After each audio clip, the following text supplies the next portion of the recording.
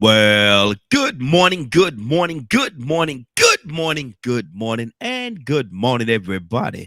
Good morning, everybody. Welcome to another episode of The Morning Glow. Welcome to another episode of The Morning Glow. Got a great broadcast lineup for you this morning, as I hope and I pray that we always do. I'm not important, just a question asker. I'm just a question asker, but I got two of my brothers from another mother, but we got the same father on with us this morning. Good morning, Badger. How you doing this morning? Good morning. Another beautiful and blessed day to be alive. Yes, it is. Yes, it is. And this is he gonna get me later. He gonna get me later. But I'm gonna say it this morning. I'm gonna say it this morning. This is the wise man. This is Mr. Donald Toussaint. Good morning, sir. How you doing this morning? I'm glad you got that title and not me. I'm trying to tell you because you can learn a lot from a dummy.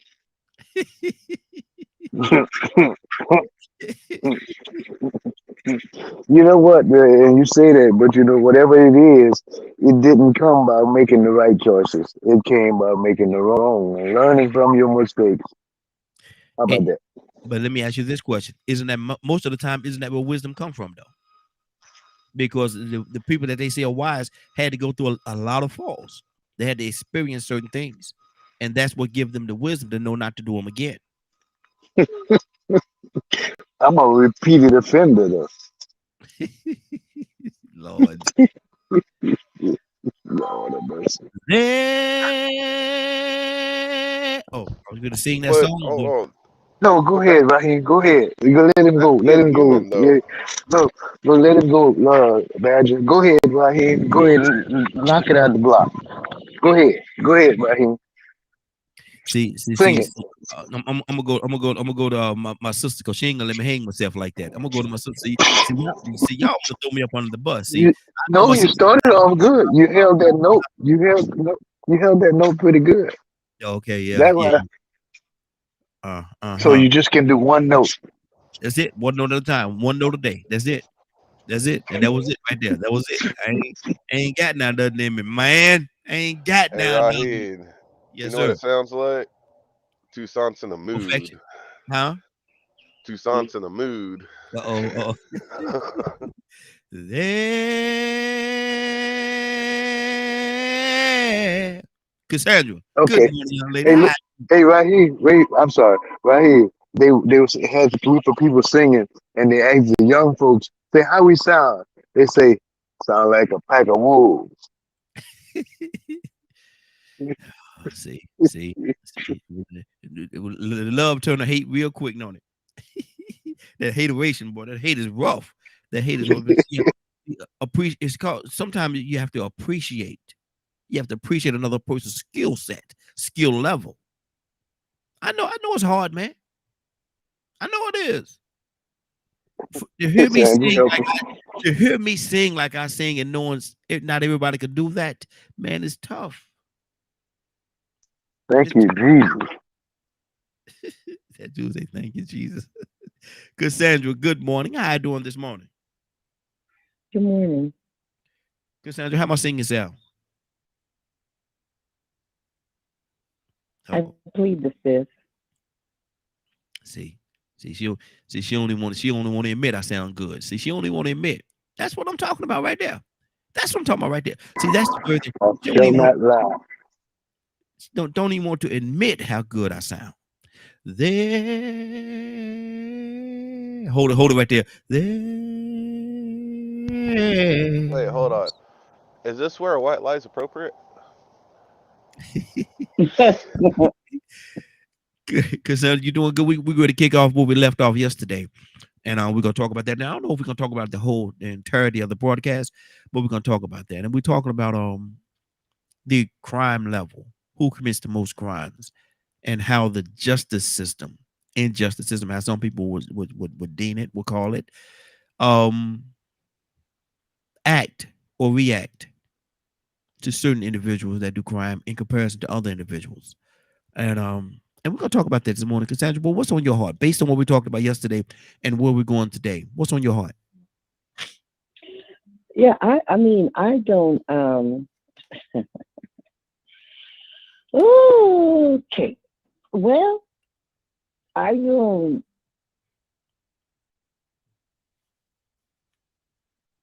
can you start with Donald Toussaint or Badger? Mm-hmm. I can. But see, the thing about it, I never looked at you as being scared. I'm scared because I'm trying to be nice. This is Thursday I right mean, here. I'm nice, but I'm really trying. Look, I'm really trying to stay. I tried to stay calm, so I might. I don't want to start the morning off wrong. Mm-hmm. Did we pray? I ain't gonna Oh, make it no better. We did already. I ain't gonna make it no better. I'm Neither am telling I. you right now, Mm-hmm. because I got some stuff on my no, mind that's gonna make you hot as a no, firecracker. oh Lord, no. But you know what? What my biggest thing with this topic when it comes to crime, and I'm not saying black people don't commit crime. We innocent people, but the justice, Yes. the equality is what bothers me. Mm-hmm. I listen. If a person does wrong, they need to be punished. Mm-hmm. But the unequalness, if you want to say, let's keep it simple, the Yeah. unequalness of what happens Yes. is Yes. crazy. Mm-hmm. The amount of black people that go to jail for the same crime, and like I said, when I worked in the federal prison, it shocked me the amount of time that the black men in that prison got compared to the white men that committed the same crime. I'm like, what happened? Mm-hmm. How did he get 6 years or 7 years and this black man got 20 years, Yeah. 18, Yeah. 20 years? Yeah. How do you, for the same crime? Mm-hmm. Mm-hmm. And I've always believed that it was money. Money made the difference. Their ability to, get the right type of representation. And the court system just always seem to be harder on people of color than they are on our white counterparts. And please, I don't have a problem with anybody, but I do Yeah. have a problem with injustice and inequality. See, and this is the conversation that we're gonna have today, and I'm gonna go ahead and put this out there right now. And I don't want anybody to think this is a white or black conversation. It's not. This conversation we're gonna have today is gonna be a right or wrong conversation. And what is right That's it. and what is right and what is Yeah. wrong? Because to have somebody to commit a crime. I say this all the time. People get mad at me. Even on here, people get mad when I say this, but I mean it. I don't care. I don't really care if you don't treat me right, as long as you treat me the same way you treat everybody else. Long as you treat me like I say, if I go out there and I steal a piece of candy, and you give me time in jail or whatever it is for stealing that piece of candy, give everybody that steal a piece of candy time in jail for the same thing. And that's what I mean when I say that. Let the crime, let the punishment be just across the board. Don't have me to go out there, and I don't want people to treat me bad. I'm not saying that, not at all. But my thing is, treat me the same way you treat everybody else. Treat everybody else the same way you treat me. If you're going to give me time for doing that, give everybody time for doing that. Don't have me go and do time for doing that. Then you slap somebody on the wrist, say, that's wrong. You shouldn't do that, and send them on their merry little way. That's what happens a lot, Cassandra. Happens a lot. Yeah, it does, and that's why I try to fight so hard for justice and equality every chance I get. We Yes. we all don't fight the same types of fight. Mm-hmm. Leonard's fight is different from mine. Yours is different from mine. Toussaint's, Badger. We all have our ways of fighting the things that we stand for, fighting Yes. against the things that we think are not right. Mm-hmm. So I don't want to put it all in one box, but we gotta stand up for something. Yes. We got when we see wrong, we gotta say that is wrong. Y'all can't do that. You can't treat one group of people one way and another group of people the other way. Yeah. How is that fair or equal? It's not. It's not. And they say that the scales of the scales of justice, man, is balanced. No, it's not. No, it's not. No, it's not. Toussaint, talk to me, brother. So you talk about this and you think about how you have the from Emmett Till to this person and that person and cities have been put underwater and Yes. now they got a park. Somebody did that. Mm-hmm. Mm-hmm. And here's a lady that she was part of the crime. And when did she ever get arrested? Mm. I'm just talking about just the arrest. Subpoenaed. She testified, but she lied clearly. Yes, she did. And perjury is a crime Last I within checked. itself. Last I checked. Within itself. Mm-hmm. Okay. So, Mr. President, if you molest young girls, molestation is a crime. Mm-hmm. Unfortunately, let me tell you, just throw this out here for free, and I'm sorry, but to hear it and say, even mention it, what you did and what they say Bill Cosby, I don't know if he did it. I don't know. It ain't my, it's not my, I can't say it's not my business, but if the proof is in the pudding and both of them did the same thing, where the other arrests at? Mm-hmm. Mm-hmm. Tell me about it. Talk to me. If I'm going 75 miles an hour in a 55-mile-per-hour zone, and a judge goes, he's scooter bound drunk, and he's going the same speed I'm going, drunk, and you pull him over. Oh, hello, Bob. You want me to take you home? Well, I'm I'm gonna say it. I'm sorry. I'm sorry. I got it in me this morning. I'm gonna go ahead and say it right here. Put me in the corner. Come on. Well, hell, we did the same crime. Yeah. Yeah. So why in the world, if I steal $10 worth of stuff, why do I have 50 years in prison? Mm-hmm. And you steal it, and they stop you. Matter of fact, you kill people in the church, and they stop you. Stay stopped by Burger King and get you a doggone sandwich. Come on. Really? Mm-hmm. Where's the justice for us in that? So this conversation, ain't I'm like Cap was yesterday. Yeah, I thought I'm ready to fight. Mm-hmm.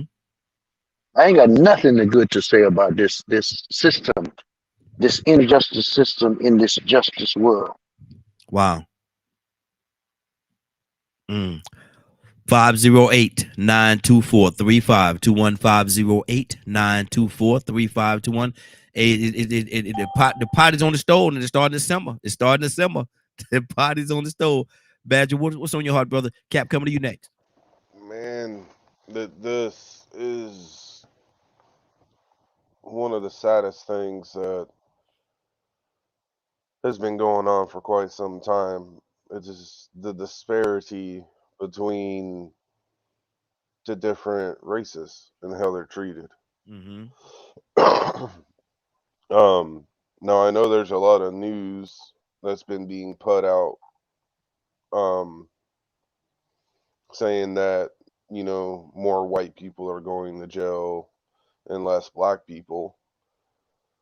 Um, like by the Washington Post and CNN and all that stuff, but they even mentioned in them, that it's still a disparity.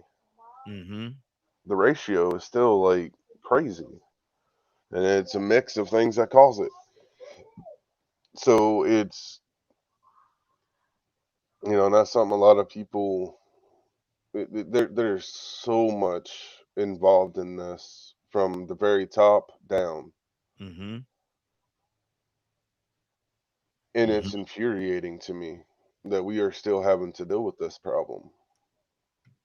And some areas, the ratio is absolutely horrible. According to one study I was looking at, it was saying at one point Wisconsin had the highest rate of like every state I think it was like almost 1,000 people difference. Mm-hmm. 1,000 more black people were in prison Incarcerated. than white people. Mm-hmm. Um, yeah, I have a that's a hard word for me Mm-hmm. to pronounce. And a lot of them, in the amount of things that I have seen on the news and other things of what I've seen white people get away with and not have to serve jail time Mm-hmm. is sickening to me. Mm-hmm. It's absolutely sick. I don't, people talk about justice all the time. And then the funny part is, I've talked to people asking them this question of uh, just using a crime, right? And what they think the punishment should be. And then I can provide them with a name. They're like, well, did he get time? I said, no, he was white. And Mm. they're like, well, that don't make no sense. And then I mentioned that it's black. He got what he deserved. Mm. Wow. And I'm like, there's this absolute toxic mentality that has been shoved into a lot of white people's minds about racism not existing and stuff. When a lot of the ones I've come across are sick with it and don't even know it Mm. because they've been brainwashed to think that way. I'll Wow. call it out. Mm-hmm. I grew up as white skinned, so I know what those teachings are, Mm-hmm. and they're horrible if you can't figure it out. It puts you in a mindset that's absolutely ridiculous. And then when you start learning the truth of what these people in power are doing, it man, I'm going to take up way too much time. I'm going to stop right there. Okay. Good deal. Good deal. And you ran right to the wire. Right to the wire. Let me go to Cap. We got Curtis after that. Cap, good morning, sir. We're picking up where we left off yesterday. And good morning. I hope you're doing well this morning. We're talking about the justice system, the crime that's committed, and how the justice system would penalize one group and give another group a slap on the wrist. Don't do it no more. You know that's wrong. Now go on, head on home. Tell your grandma we're coming over for dinner this weekend. Bye. Go on home and stop that. Cap, that is not justice. Well, let me say this. God morning to you, Raheem, and my Morning Glow family.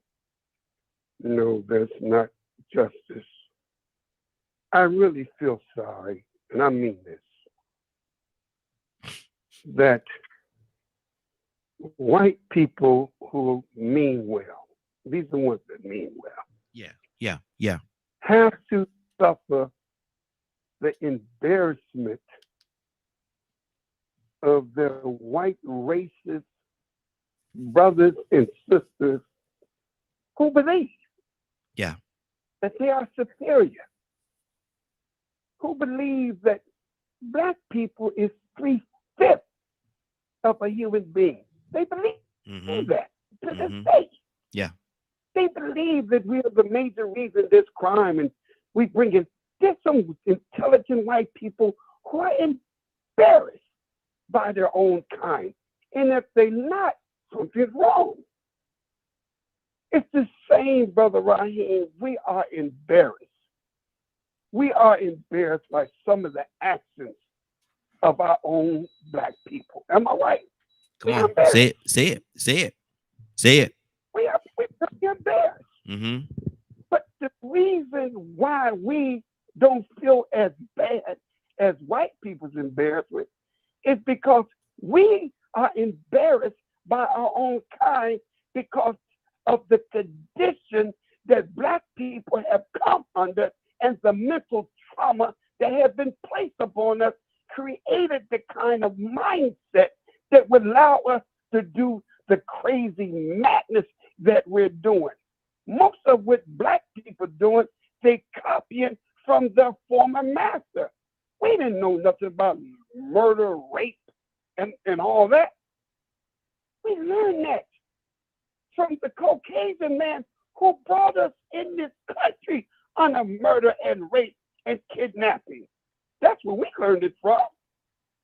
And being under his bed for 400 years.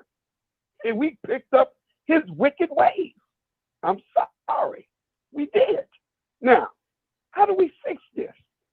Do you know, Raheem, there's only two realities. There's a political reality and there's the economic reality. During slavery, black people was an economic reality. We weren't political. We was economic. We brought money. Then the Senate and the northern whites wanted to break the economic stronghold. Let's be honest. They wanted to break the economic stronghold that the South had and make money. So they introduced, what's this? A political reality. Mm-hmm. What was the political? See, if we can make the blacks human, then we could use them to make more votes, and we can add them to the voting power and make them a political reality to break the South. Did you hear what I'm saying? Mm-hmm. So the great compromise was took place. That's how the Senate came about. And wait a minute. Today, we have to ask the question, are we an economic reality today, or are we a political reality today? Mm-hmm. See, which one are we strong in? Are we strong politically for America, black people? Or are we strong still economically for white America through the prison system, making money for them? So how we have all these businesses in our black community that's not black, but we are making the whole world rich from the black dollar, but we don't own and run nothing. Are we still a political reality, or are we an economic reality? That's the question that needs to ask. I hear Brother Dr. Leonard always talking about the political reality. If we vote, that's the political reality. Mm-hmm. But if the political reality don't become a political reality, then we will remain, listen to me, an economic reality. Mm-hmm. Look at our community. Is it a political reality? I'm asking y'all the question now. Or is it an economic reality? Because if it's an economic reality, we're still making people money while we don't have nothing. Mm-hmm. If we're a political reality, then we bring it about change. Well, what is the change that our political reality should be? It should bring about a change in our community and get rid of the economic reality of the bloodsuckers who take money out of our community and don't put it back. We should be able to eliminate that. Oh, man. Are we ready to fight, Brother Tucson? I'm just getting started, man. I'm just getting started. Okay, That's what's on my heart, right? good deal. Good. Well, let me throw this at you because I'm being a question asker today. So I'm gonna ask questions that I know some people that's listening may want to ask. Now, Cap, you said that we didn't know anything about the murder and the different things of that nature until we was brought to these soils. Are you suggesting that there was no murder going on in Africa before we came here? We have never. Check out the history of the motherland, Mm-hmm. the diaspora. Mm-hmm. We weren't no murderers. We weren't no rapists. Mm-hmm. You didn't hear none of that. Check out the history. When you see the murder, check out the Congo. Mm-hmm. Leopold. Mm-hmm. How he went into the Congo and killed all the Africans. Mm-hmm. Yeah. Check out the British. Check out the French. Check out the Portuguese. They brought murder, slavery to the motherland. Mm-hmm. We didn't look at the mass murderers. When you look at what happened to the Jews, they were Caucasian people, the Germans. It's the way they did their own kind. My God. Did you see that documentary of how the police in Poland had to participate in killing Jewish men, women, and children? That was their task. And one guy said, we killed 1,500 in one day and left them in the forest. And I threw up, but we had to do it. Mm-hmm. So when they went to the Hamburg trial, all they kept saying, we were following orders. Somebody can to make you kill children? Mm. If we would do that to their own kind, we ain't got a chance. Yeah, yeah. 5 So we look at the book, The Iceman Inheritance. Remember Mhm. we mentioned that? Yes. The Iceman Inheritance. This is not a joke. This is white people looking at their own way of why they are such murderers, rapists, killers, and slave traders. Mhm. They looking at their own actions. Don't look at us. Mhm. We just a product of what you produce. You white people produce niggas. Hey. And I'm not Mhm. saying that to be nasty, Yeah. but that's the truth. Mhm. God never produced niggas. Mhm. That is a byproduct of white racism. Wow. I'm through. Good deal. 508-924-3521. 508-924-3521. Give us a call. We'd love to have your input. We're talking about the crime that's being committed here in the United States of America, and how the justice system, from time to time, more times than others, would penalize one group, lock their behinds up, put them in incarcerate them, put them in jail, slap another group on the wrist, go home. Or like Tucson said earlier, if they're going to lock them up or take them through the system, they'll take them to Burger King, give them something to eat. You know, come on, let me feed you real good before you get you down there. That food ain't real good where you're going.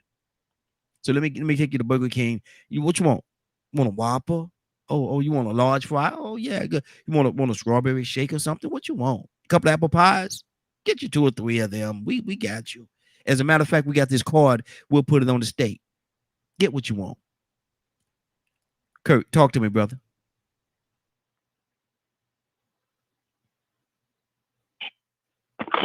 Well, brother,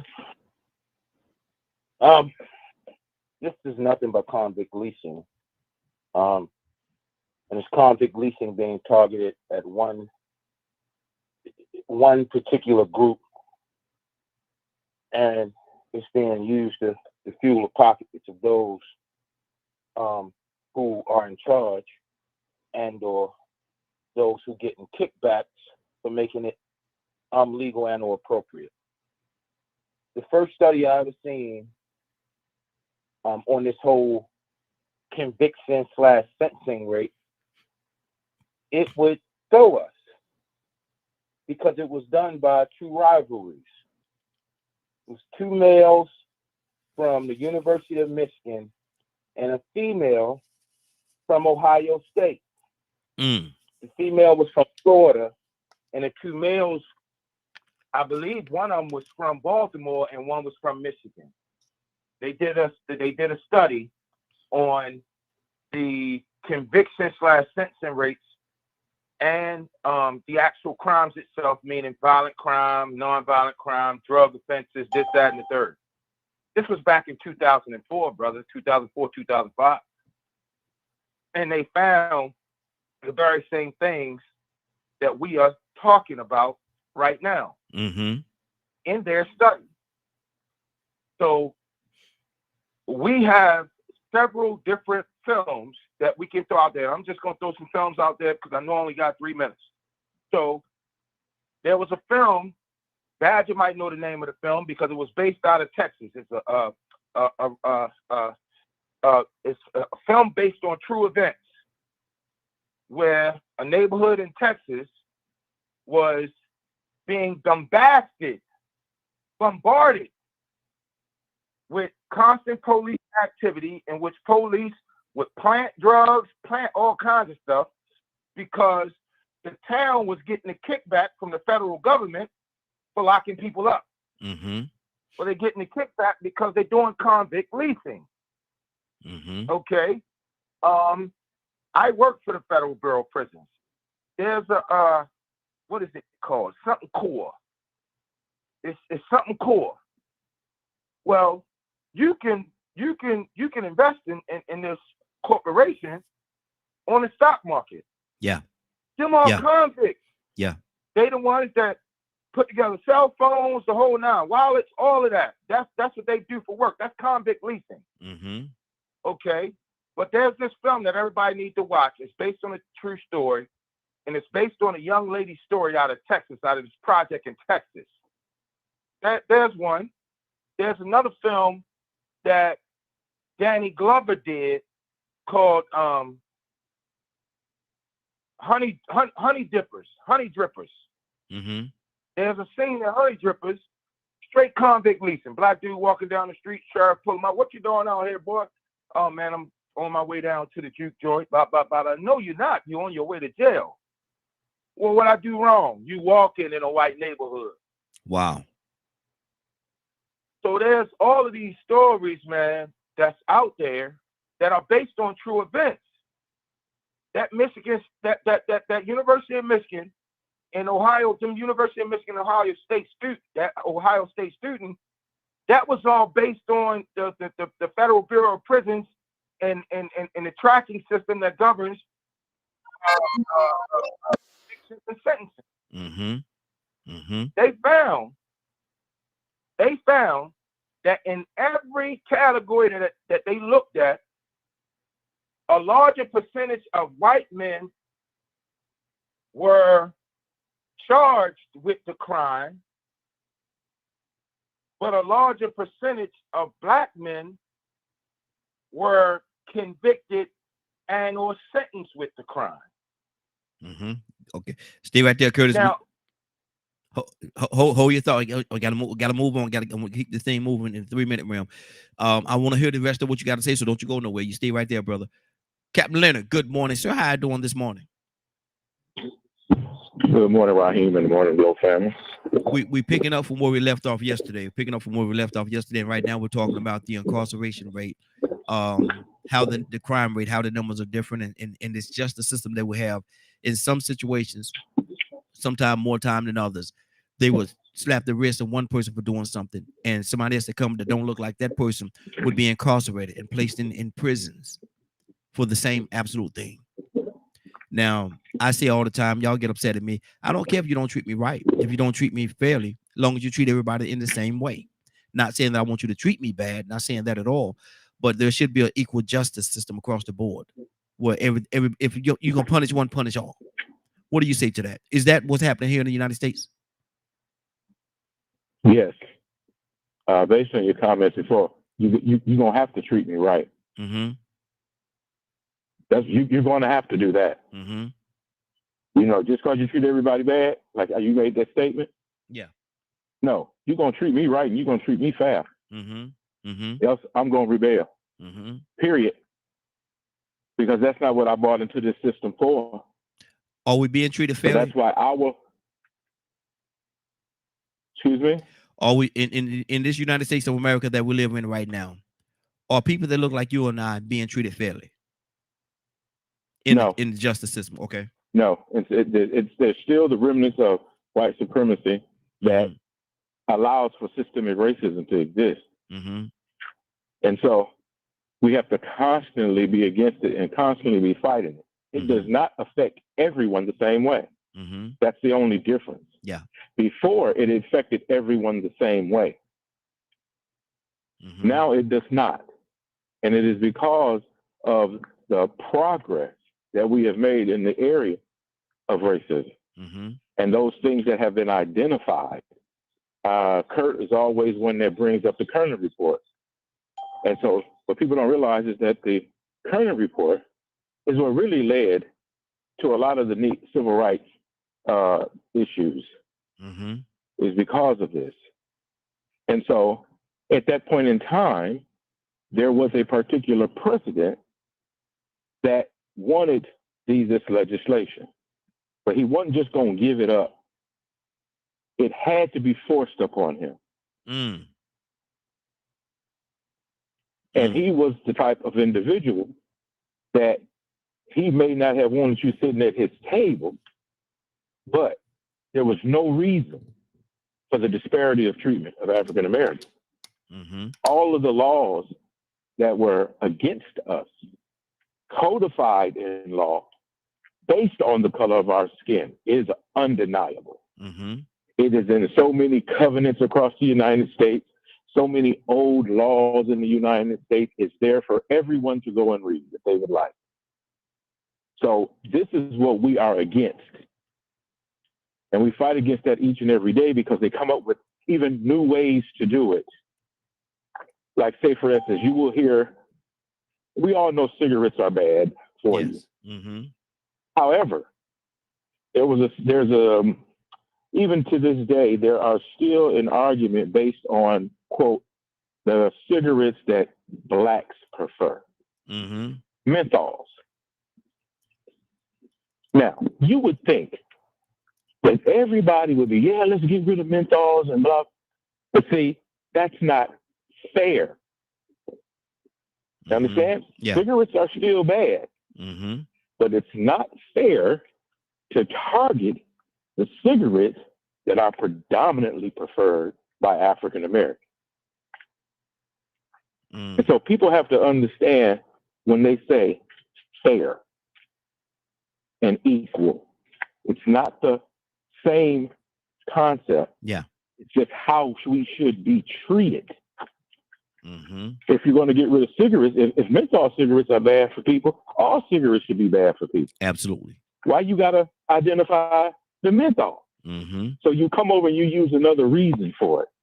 Well, it's targeting the kids, the good taste. Mm-hmm.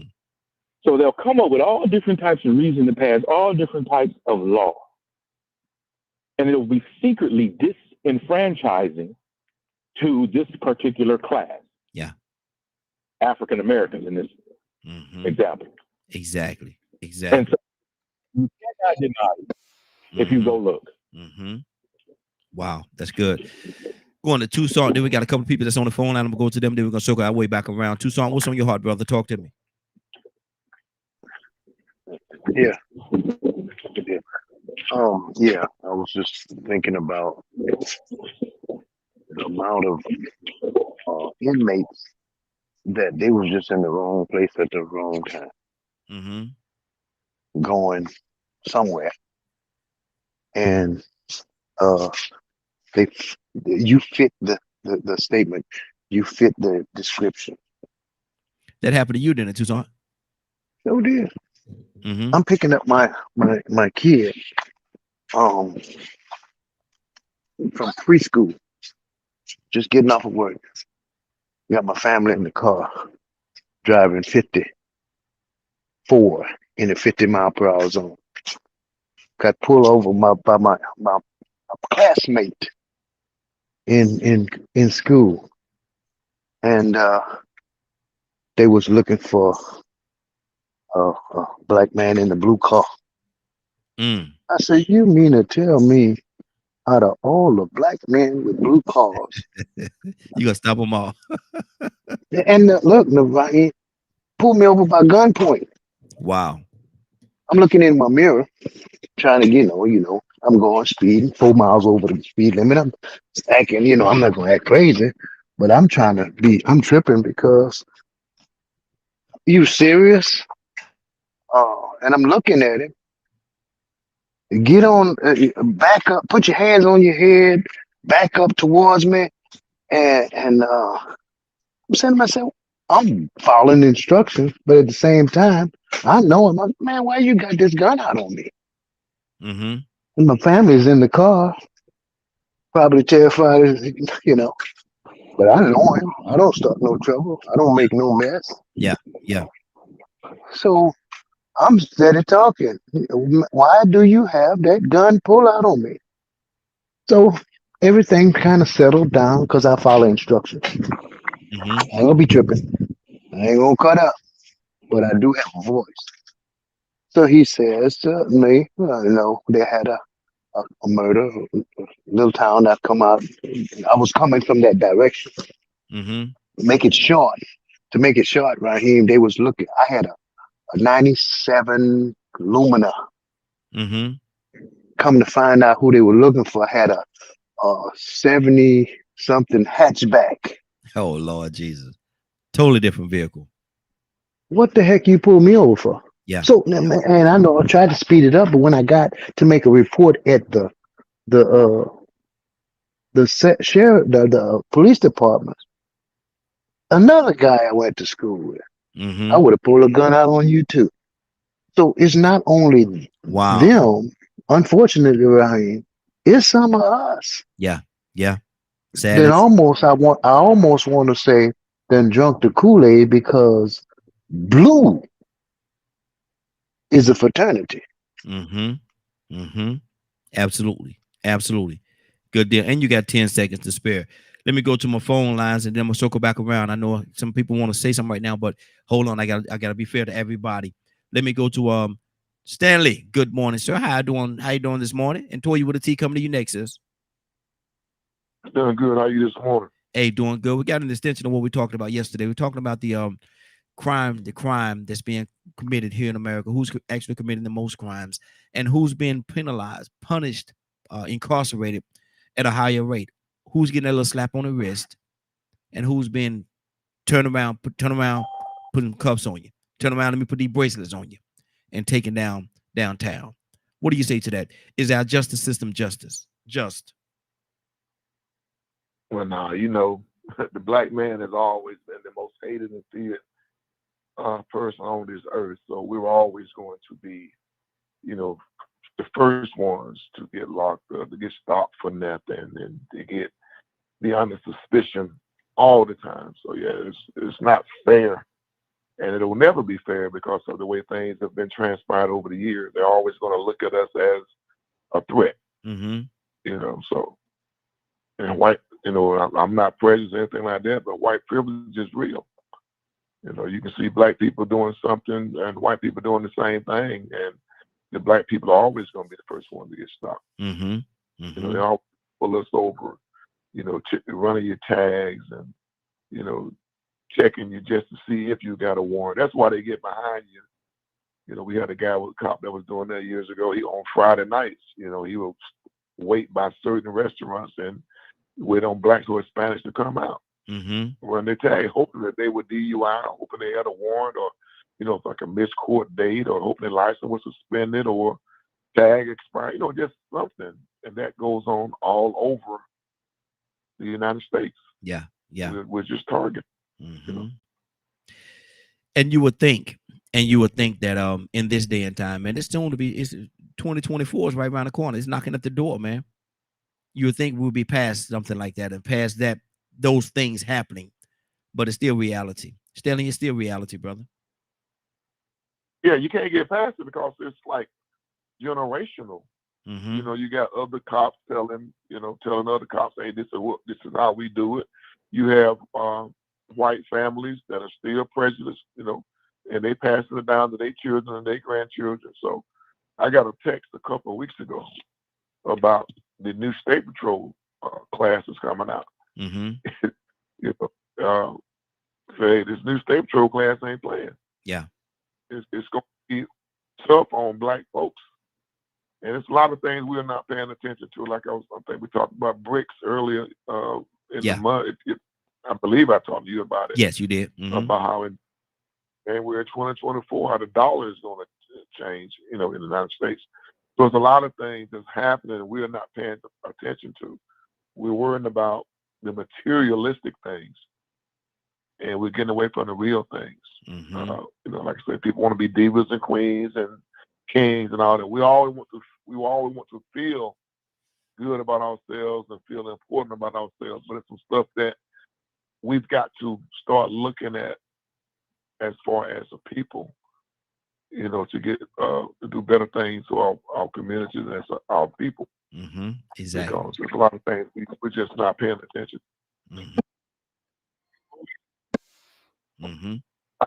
Exactly. That's not going to change because, like I say, it's the way it's set up. This system is set up for them to harass us. You know, I have family members that are law enforcement. I did law enforcement for a couple of years. It's not set up for us. It's set up to hold us back. And I tell young people all the time, try not to get on paper. You know, try to get straight. Try not to do anything to get you a ticket or anything or warrant or anything. Break the law, because once they get you on paper and they track, they got you where they want you. Exactly. Stay right there, brother. Let me keep this thing going. Toy you with a T. Good morning, young lady. How you doing this morning? Good morning. How y'all doing? Hey, doing good, sis. What's on your heart about what we're talking about right now? And everybody mute. I got some background noise coming from Smiley Line. Mute your line so we don't have the background noise. But Toy, you want to tell you what's on your heart about what we're talking about right now, man? We're talking about the incarceration, the crime. Cause we started yesterday talking about the crime rate and who commits the most crime, and it has statistics and all different things, but it pointed in a certain direction of who's committing the most crimes, but who's being incarcerated was a total different story. And so, is it that some people would commit crime, get that little slap on the wrist, go home now. You ain't supposed to be out here doing that. Go on, head on home, or tell your grandma I'm coming over to get one of them sweet potato pies she be making. Go on home. Right. But somebody else do the same thing or lesser, and they say turn around. We got to put these cuffs on you. We got to take you downtown. We got to book you on arrest. Toya, what is going on with this justice system that we have? Injustice system, like some people will refer to it here in the United States of America. It only been injustice for us. Mm-hmm. I mean, I think it's people who's really driven to control. I mean, like, parents don't make rules for themselves; they make rules for the kids. Mm-hmm. You understand? When Yeah. you feel like you're superior, you're not making rules for yourself. You're making rules for the people that you feel are below you. Mm-hmm. So for us to be able to even look at them, they were so superior. Do you hear me? Listen, black man. The law was, if you even look at my white skin woman, I'm going to kill you. And that was the law. I mean, I'm just saying. Because they feel like you're beneath them. The law wasn't for them. It's only unjust to us. But even with that, I'm sorry. I hate to have to. I'm not even going to talk of an overthrow. I'm not, because they're going to cut us off. But anyway, that's the system that we've always been in. That's the one we conform to daily. This is even the one when I committed my crime. I knew my black behind was going right on to jail. And you know what? I asked the judge which door. Because I will not be conformed. I don't care who you are. I think that our system is really in its corrupt place because we don't work the system. We let the system work us. Come on. We don't vote. We don't think it's important. We don't make sure that we fight and die for the land. We don't even want to listen. You don't want to build it. You want them to do it. You don't want to take care of them street poles and electricity in them streets. You want them to do it. And they take your tax dollars, squander it. They take your educational dollars and squander it. Send your kids home, and we give into this system. We run this system. We look at the wheel and keep running on it. So again, this system was always created for us black folks. Anyone outside of the superior realm, to their understanding. And as long as we continue to run in the system and not utilize it, the Constitution are bylaws that we can utilize, and we don't. Those amendments and those powers are powers that we can use to get what we want out of the system, and we don't utilize it, but they do. So again, until we learn how to utilize and work the system, which it's going to require unity. What does this you speak of? Unity. What does this you speak of? Work together and get it done. We don't have that. So until we stop forfeiting our power and giving it to other humans, we need to utilize the system for what it is and work it with the values that it maintains, and we will always be able to survive and live in a structured, I think, a structured, I don't want to say corporate style living, but I do agree with the bylaws to help us keep and maintain a positive ethical standard as we operate. And I think as long as we do that, we'll be fine. Good deal. Badger, you wanted to say something, brother. What's on your heart? So I looked it up, what Curtis was talking about. Mm-hmm. And the film is called American Violet. It was a woman named Kelly versus Robertson County, where it was, I want to try to say this without much emotion, because I'm not happy about it. But the ACLU got involved, and it was proven Let me actually read. I gotta find it. Hold on. That they were planting evidence solely in the African American community, and 15 people fought this. And the part that makes me sick is it was a settlement agreement that was done in private. That's not even on public records. And the head people that were in charge, John Paschall, not sure how you pronounce that, was able to continue running for office until 2012 before he absolute bare minimum for playing a role with his power to convict innocent people. Wow. And they settled this behind closed doors, not even public record. It's and this was in 2005 Mm-hmm. when Not the too long settlement ago. agreement was finally done. Yeah, not too long ago. 2005, not Yeah. even 20 years ago. Yeah. Not even. Mm-hmm. And if this don't get people to wake up, I don't know what could, because this isn't the only place. This happens in a lot of different places. Mm-hmm. And it's done behind closed doors. Yeah. They get to keep their positions, and then they wonder why our black brothers and sisters are mad. Mm-hmm. This is the reason. Mm-hmm. This ain't even 20, like not even 20 years ago. Exactly. Why? What? The fact they were allowed to keep their positions of power and were happy about just doing a settlement agreement, and at least those 15 people didn't go to jail. They were released. Mm-hmm.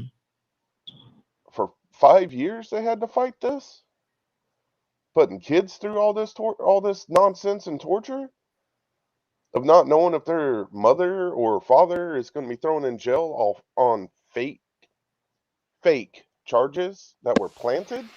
And it was proven, and they just do a settlement agreement behind closed doors, and none of the people that did it had to go to jail.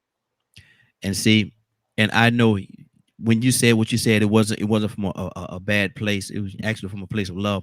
But there's a lot of people out there that would have that same idea. Or thinking about the movie, talking about a movie, well, Life. When a guy said, well, at least the state of Mississippi got 30 years or whatever term it was of good service out of them, or whatever. And to hear somebody say, and again, Badger, I'm not pointing this at you at all, because I know you didn't come in this way. Your comment came from a place of love, but sometimes it's not coming from a place of love. They said, well, at least they didn't go to jail. Well, at least they didn't they get locked up. But you inconvenience people. Now, I know you didn't. I know you didn't mean it. No. I said that not coming Badger, from let me me. finish my thought, brother. Let me finish my thought. My thing is this right here. To have somebody to say something like that, at least they didn't go to jail. At least they didn't get locked up. What about the inconvenience you put them and their family and everybody else through? What about them having to deal with the pain and the suffering that they had to go through in order to get quote unquote justice in something that they didn't even have to fight? Shouldn't have had to fight at all. What about what you did to these people? Yeah, they didn't get locked up. Yeah, they didn't go to prison. Yeah, they didn't go to jail. But at the same time, look at what they did go through. Look at what they had to endure. Go ahead, Badger. Real quick to finish your thought. You had your 3 minutes. Got to go somewhere else. When I made that comment, I was referencing what they were saying. Yeah. Not what I would say. Yeah, exactly. That's what I say. It didn't come from you like not like that. I acknowledge that. Yeah. Go ahead. Okay. And I just find it sickening that these people were able to keep their positions and Stay right there, Badger. Stay right there. Let me keep going. Cassandra, we're gonna go Cassandra, Leonard, Cap, then we're gonna go Tucson. We're gonna circle our way back around. Cassandra, what's on your heart? Yeah, I when I worked in the federal prison system for about 10 years, and this is what I was saying a little earlier. When you consider the crack cocaine disparity, how that was working, and how the people that were doing the cocaine was getting less time than the people that were doing the crack. And let's just make it plain. In 2010, Obama was the one that brought that out and put that law in place. And a lot of the young men that I was working with in the prison system, a lot of them got to go home because they had served so much time in the system compared to their white counterparts that, I mean, it's several of them right now that I'm still connected to. They still contact me. And it hurt me that they had spent so much time in prison for the same drug. Basically, we know that crack is they add stuff to it. It's more important, but it's cocaine. Yeah, you understand. So that one right there always bothered me, and I felt so bad for the young men that had served all that time, and probably 98% of them were black men. Young black men. So our system has always treated black people wrong. Point blank, bottom line. Anybody that say it ain't true, that's a lie. You fooling yourself if you think that we have not been treated differently than our white counterparts. Sadly mistaken. And you can have good lawyers and be a black man and still go, you know what I'm saying, go to jail or get harder time. And I've seen that as well, working in the prison system for all these years. But I don't know. I don't know what's going to. I don't know what is going to cause this country to treat people equal and just. That's all.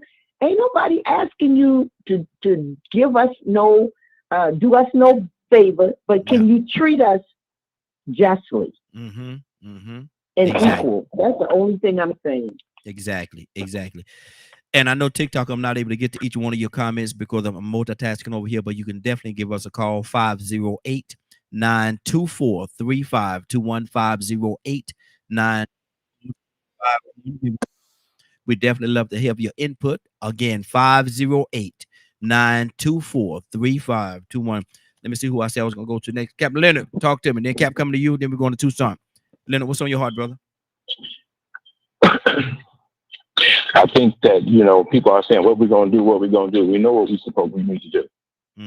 The problem is you won't do it. This problem started back after the Civil War. And the powers that be allowed those rebellious individuals to still hold their positions of power. The federal government at one point was still stationed in the South to oversee, so to speak, certain things. However, they did never take the power away from those sympathizers. And to this day, they still allow these people to hold positions of power. So you will never get rid of it as long as you allow the people that sympathize with it to be in power. You could get rid of it completely by eliminating all of the white people. Wow. If there were no white people in power, you would see equality. But however, in the United States, we are trying to reconcile together because the ideal of our Constitution is what pushes us to a more perfect union. And it is for us to live and coexist together this way. And that is unlike other places. You understand? Africa, for instance, they don't want no white people in power. Period. They don't have a constitution like ours. So they're living up to their ideas as a nation. American idealism, there's nothing wrong with it. If you eliminate racism, you come a lot closer to a perfect union amongst those people living here. Mm-hmm. We still have to have a law that says that the states can't create laws that refute federal law. Our protections come from federal law, Yeah. not state law. Mm-hmm. This is why you take a stance against states' rights. There are certain states prior to the abolition of slavery and even a little bit after that you couldn't even be in if you were black. Mm-hmm. Go look it up. I think Oregon is one of them. Yeah. So there were a lot of states. They didn't want you there if you was black. Utah, I think, was one. Yeah. Mm-hmm. So this is history. And this is why they don't want you to teach it. See, because you have to look at how we got here, and the evidence is plain in your face on how we got to where we are now. There are certain members still of the Ku Klux Klan in seats of governorship. They own school boards. They sheriffs of police departments all across the United States. Mm-hmm. And this is what these reports have shown. Mm-hmm. Mm-hmm. So when we're out here, go ahead. Good deal. Appreciate that, Leonard. Appreciate that. We're gonna keep this thing going. Somebody on TikTok said that and I know a lot of y'all know about this individual. I heard some talk about him as well, but White Boy Rick. They say they grew up with White Boy Rick. If any of y'all know the story about White Boy Rick, he became one of them anyway. Out of Detroit. Rick out of Detroit. Yeah. You know, yeah. That's why, yeah, exactly. That's the one. Cap, talk to me, brother. What's on your heart? Well, I want to just keep us into some real historical facts. And I want us to just do it absent of emotion, because we can't get emotional. The reality has always been in the founding of America, we were never included in the Constitution. It was only the great compromise. It was to break the South from the economic hope that slaves brought, enriching white people. Mm-hmm. So the North wanted to break that. So the North wanted a political hope. So the North thought, well, we can get the blacks. But then the South said they shadowed slavery. They like property. They like animals. So then the whites in the North said, well, you know what? We're going to make them 3/5 of a human being. Mm-hmm. That's all we need, just to make them free. That's what that 3/5 was. They had to remove us from shadow slavery, property like cattle, and then give us 3/5 as being a human being so that we can have somewhat voting power. Now, let's be very clear. Everything right now, as we talked about, is economics and politics. Mm-hmm. When brother, my man Curtis was talking, he was talking economics. Yeah. Because in the prison system, we make money. When Sister Sandra was talking about the RICO Act and the crack, that was economics. Get us to flood the prison system. Again, we make them money. Why? Because white people are now investing in the prison system, so we make money. Give them crime, get them in a joint. So that's economics. Again, everything is economic. Where is the political reality?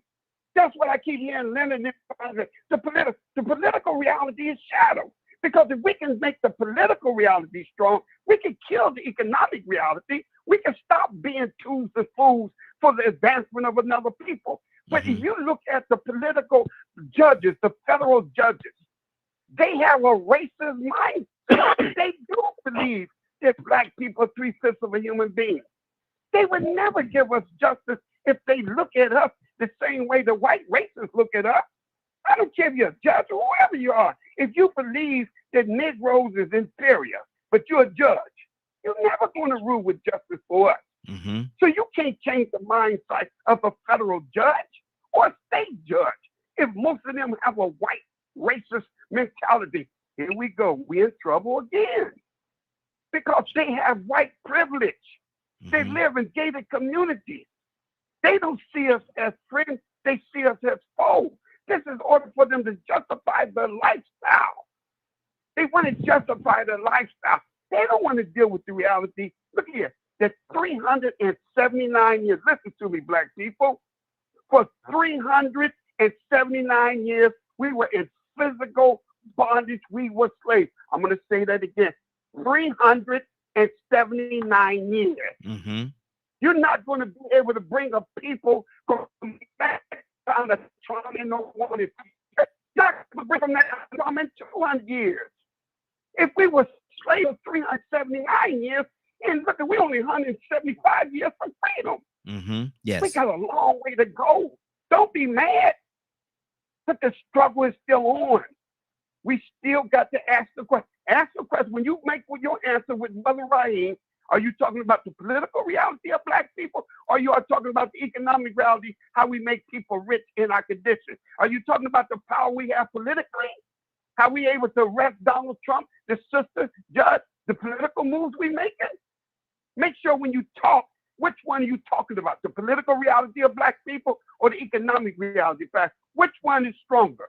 Which one is stronger? We got to answer that question because we have to address our own problems. And let me say this, we're just as critical as black people's aspect of their life are we are white. I want to say very close. We're just as critical as our own as we are with you. Mm-hmm. Are we dealing with a political reality where we're strong, or are we strong in an economic reality that's being taken advantage of? Those are the questions I like to say. Let's talk about that. Okay. Tucson, what do you say to that? What do you say what Captain has brought to the table?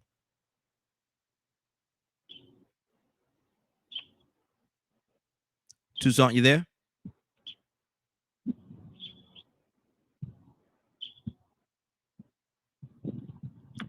Tucson, wake up and go to sleep. Wake up and go to sleep. Let me go to I think we just lost Toy. I think we just lost Toy UNT. Hopefully she'll call back in a second or two. But Curtis, talk to me. What do you feel about what Cap just said? What Cap just said is spot on. And the reality, in my opinion, is we're living in both. But I'm gonna speak about the power of the 3/5, just to bring some folks to some form of enlightenment. You know, you got to be a powerful group of folks that they can say that even 3 of y'all, if I'm doing the math right, my math might be wrong, but 5 of y'all, 3 of y'all equals 1 person. Yeah. And still sway the vote. So out of every 5, 3 people count as 1 vote. Mm-hmm. Right? Yes. Or 3 people count as 1 economic system, right? Yeah. So you're saying 3 out of 5 people count as 1 economic system. I asked myself, well, how many of us was actually here? That even 3 mattered to state a level of power. But I'm gonna also go to I'm gonna go back to the convict leasing thing and this, that, and the third, right? Okay, I have a client right now as we speak who wakes up every day and is directly connected to the Mid-Atlantic crisis up there in Pennsylvania. For those of y'all that don't know what that is, the judges up there was getting paid to send young juveniles to jail, and they was giving out unsurmountable amounts of time. I think some of y'all remember it. We presently have 4 judges around America that are serving more than 20 years. Notice I said more than 20 years. I didn't say 20 years. I think one judge got a total amount of 159 years.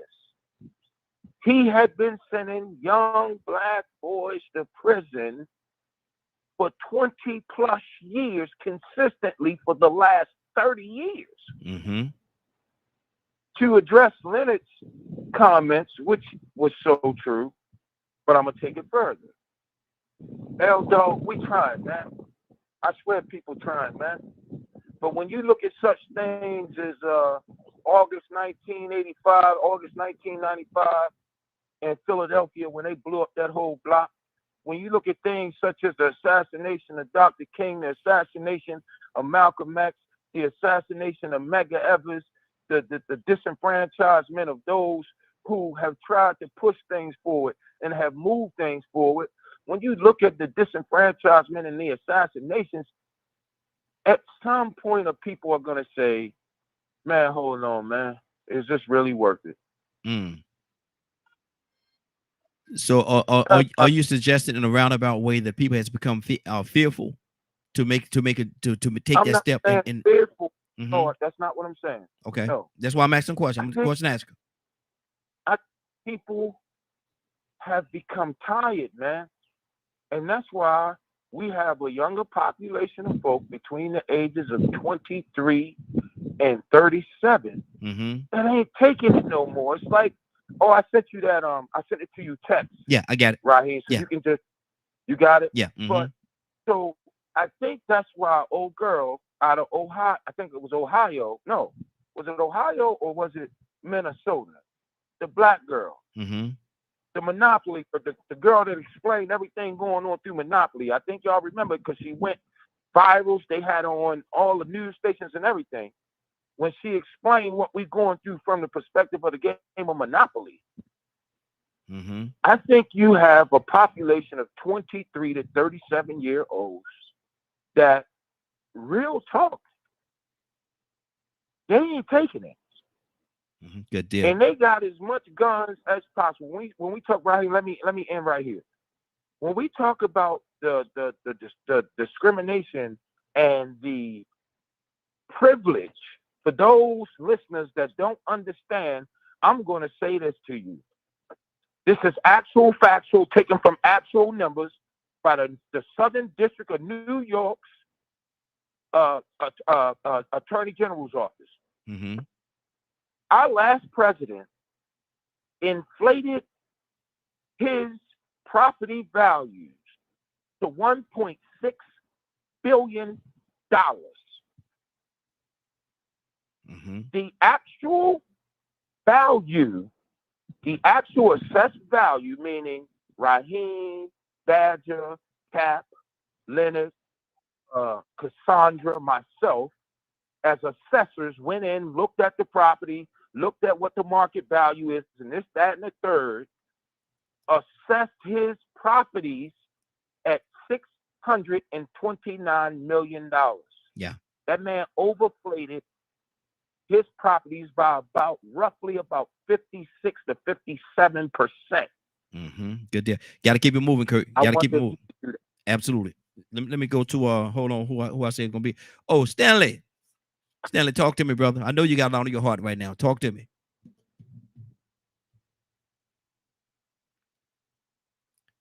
Stanley, you there? Okay, Stanley may have stepped away for a second. Toussaint, talk to me, brother. No, you know what? I think that, I don't know if I missed some of the conversation, but what I caught the tail end of what Kurt was talking about. And if you, it's kind of like a manipulation. If you keep me poverty stricken, where you make the neighborhoods unaffordable to me, you just about push me into the hood and not a neighborhood. Make me stay in the project. Yeah. Because when I go to apply for a house and somebody else go apply for a house, if I don't sound like Billy Bob, you make the interest rate higher. Or you make the house, you put it in a position where I can't afford it. So I got to go back to the hood. Mm-hmm. And then you throw these drugs out there because I ain't got no plane and I don't have no ship Mm-hmm. to haul tons of the drug industry that some of these lawyers and judges and politicians own the property of the cocoa fields. I don't own none. Mm-hmm. You hear what I'm saying? Yeah. Yeah. So the system is bigger than we think it is, but it's just to the point where ain't nobody getting arrested for it. How can you over and over again have a war on crime, a war on drugs, and you never win it? Mm-hmm. Because when some people go to trial because of who they are, really they running the drug industry from prison already because they in the what you call it, federal prison system. And so you're not doing no hard labor. You got a TV and a cell phone and an internet service in your cell. Now, if you're not in a cell, you're in a room. Mm-hmm. So I just thought about that, man. It just puts us in a place where we keep them down. Yeah. Since I got my foot on you, then I'm gonna keep my foot on you. Mm-hmm. Somebody said back so in that you talk about pull yourself up by the bootstrap and you barefooted. Mm-hmm. Wow. Somebody said in history, y'all might know who it is, said that in order for you to keep me down, you gotta be down here to hold me down. You gotta be down here with me, holding me down. Otherwise, I'm getting up. In order for you to keep me down, you gotta be down here with me. You gotta be down here holding me down here. Otherwise, I'm getting up. I'm getting up, and that's just what it is. Badger, talk to me. Leonard, come to you next. I mean, it's everything's valid points, and it's disturbing to think, on top of everything else that we have to fight in this country, we're still having to fight this. Mm-hmm. Having to fight. There is so much corruption, and that's the thing. You know, when I laugh sometimes just to keep from going crazy, because there's people fighting racism, there's people fighting disability rights, there's people fighting for veteran rights, and so on, right? The list just keeps going. What do we all have in common? Mm. The same corrupt human beings. Oh, look, here's this politician. He wants to fight for veteran rights. And then you find out he signs a bill that goes against it. Why should we be reelecting him? Why don't we, follow the procedures to get him out of that seat? Mm-hmm. And the same thing goes for the other fights. Because I haven't heard of a politician, and if anyone on the line knows of one, I'd like to learn about them, that actually stands for all the things that we talk about, instead of just one. Mm-hmm. Exactly. It's like they pick one and that's all they go along with. But if you follow them, most of the time, they'll create one or two bills and the rest of them they'll vote against. Mm-hmm. Like, for real? So where are we in our country that people don't seem to get? We're fighting the same enemy. We are, period. Mm-hmm. I fight for disability rights and against racism in Texas all the time. But when I talk to other people around me, they always just want to stick to one thing. And I'm like, yeah, but we're fighting the same enemy. Why can't we just work together? Mm-hmm. Why is that so hard? 30 seconds. Mm-hmm. So, and if anyone has any ideas of why people make it so hard, I'd love to hear that too, because I don't get it.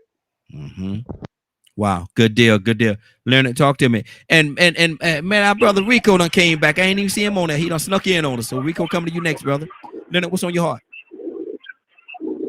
You know, just listening, everybody has a different point of view. Mm-hmm. I don't necessarily, I'm more of an administrative type of person. So, you know, I don't criticize everything the same way.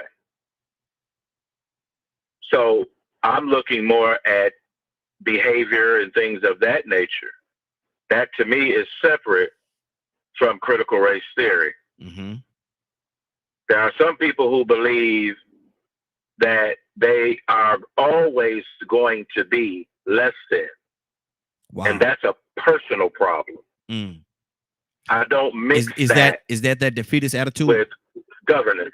Is that a defeatist? Yes. Okay. Yes. Go ahead. Mm-hmm.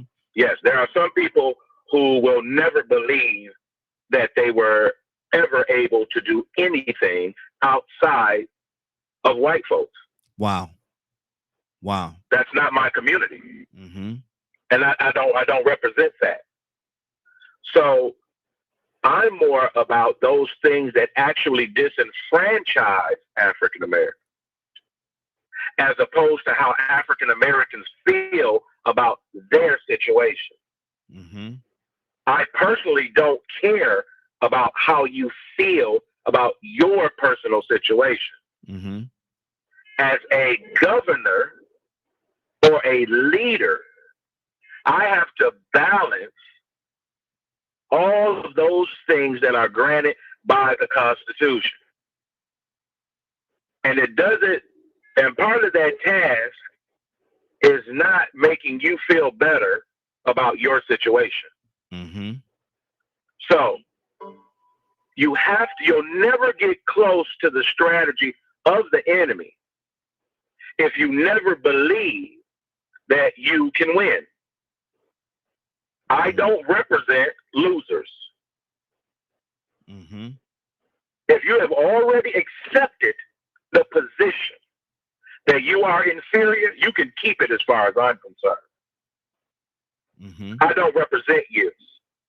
You can't go out and behave like an a-hole and then turn around and blame your actions on white people. Mm-hmm. And too many in the community are caught up in that narrative, which is the reason why they won't come out and actually, like Toya hinted on, use what it is you have to make it better for you and your people. I can't stop you from smoking crack if that's what you want to do. Mm-hmm. I'm not trying to do that. Because one, if I'm sitting next to you and you doing all this, that, and the other, and I'm not. Mm-hmm. Mm-hmm. So, Leonard, I'm gonna give you maybe about another minute. I want you to respond to this right here. How do you get one past that mindset, or get them out of that mindset when they've been quote unquote programmed to think that way? Well, it depends. If they don't want to, you can't. Mm. Wow. But see, when people want to operate in wickedness, they have no problem. Mm-hmm. They have no problem at all. Mm-hmm. Okay. Mm-hmm. So what we have in common is that we all, like our ancestors and those people who fought for our rights, we didn't fight for the right to feel better. We fought for the right to be given the same things that were promised to other men. Mm. Wow. Not to make me feel better or feel a certain way, but that no, I don't care if you don't like me. I have a right to do this, that, or the other. And truth of the matter, truth of the matter, Leonard, this country has broken a whole lot of promises, brother. Exactly, just like people have broken promises. Mm-hmm. Mm-hmm. So if you continue to try to separate yourself from the human condition of being corrupt, you will be just as corrupt. Mm-hmm. until you decide on a better moral way of living. There are some people who do not care about big houses, fancy cars, and all this type of thing. I know people who would rather steal than work. Yeah, good deal. And that's true. I'm not going to deny them that. Okay, stay right there, Leonard. We got to keep this thing moving on 508-924-3521, 508-924-3521. I'm just gonna say this and we'll move on. 40 Acres and a Mule. Rico, good morning, sir. How you doing this morning? Man, I ain't doing too good, but I'm calling in just for a little distraction. You know what I'm saying? Everything all right? Yeah, I shouldn't even be up. I ain't nothing to talk about. Same old mess with the same old monster. Okay, but that's a different story. Well, what we're talking about this morning, I'm gonna hit you up later on too. But what we're talking about this morning is this right here, man. We're talking about the crime. Who commit the most crimes? Who commit the most crimes here in America? It's an extension of the show that we did yesterday, and the young lady, she brought statistics about who commit the most crime, blah blah blah blah blah, and she put the numbers on that. Then she said who's incarcerated the most, and that didn't line up with who's actually committing the most crimes.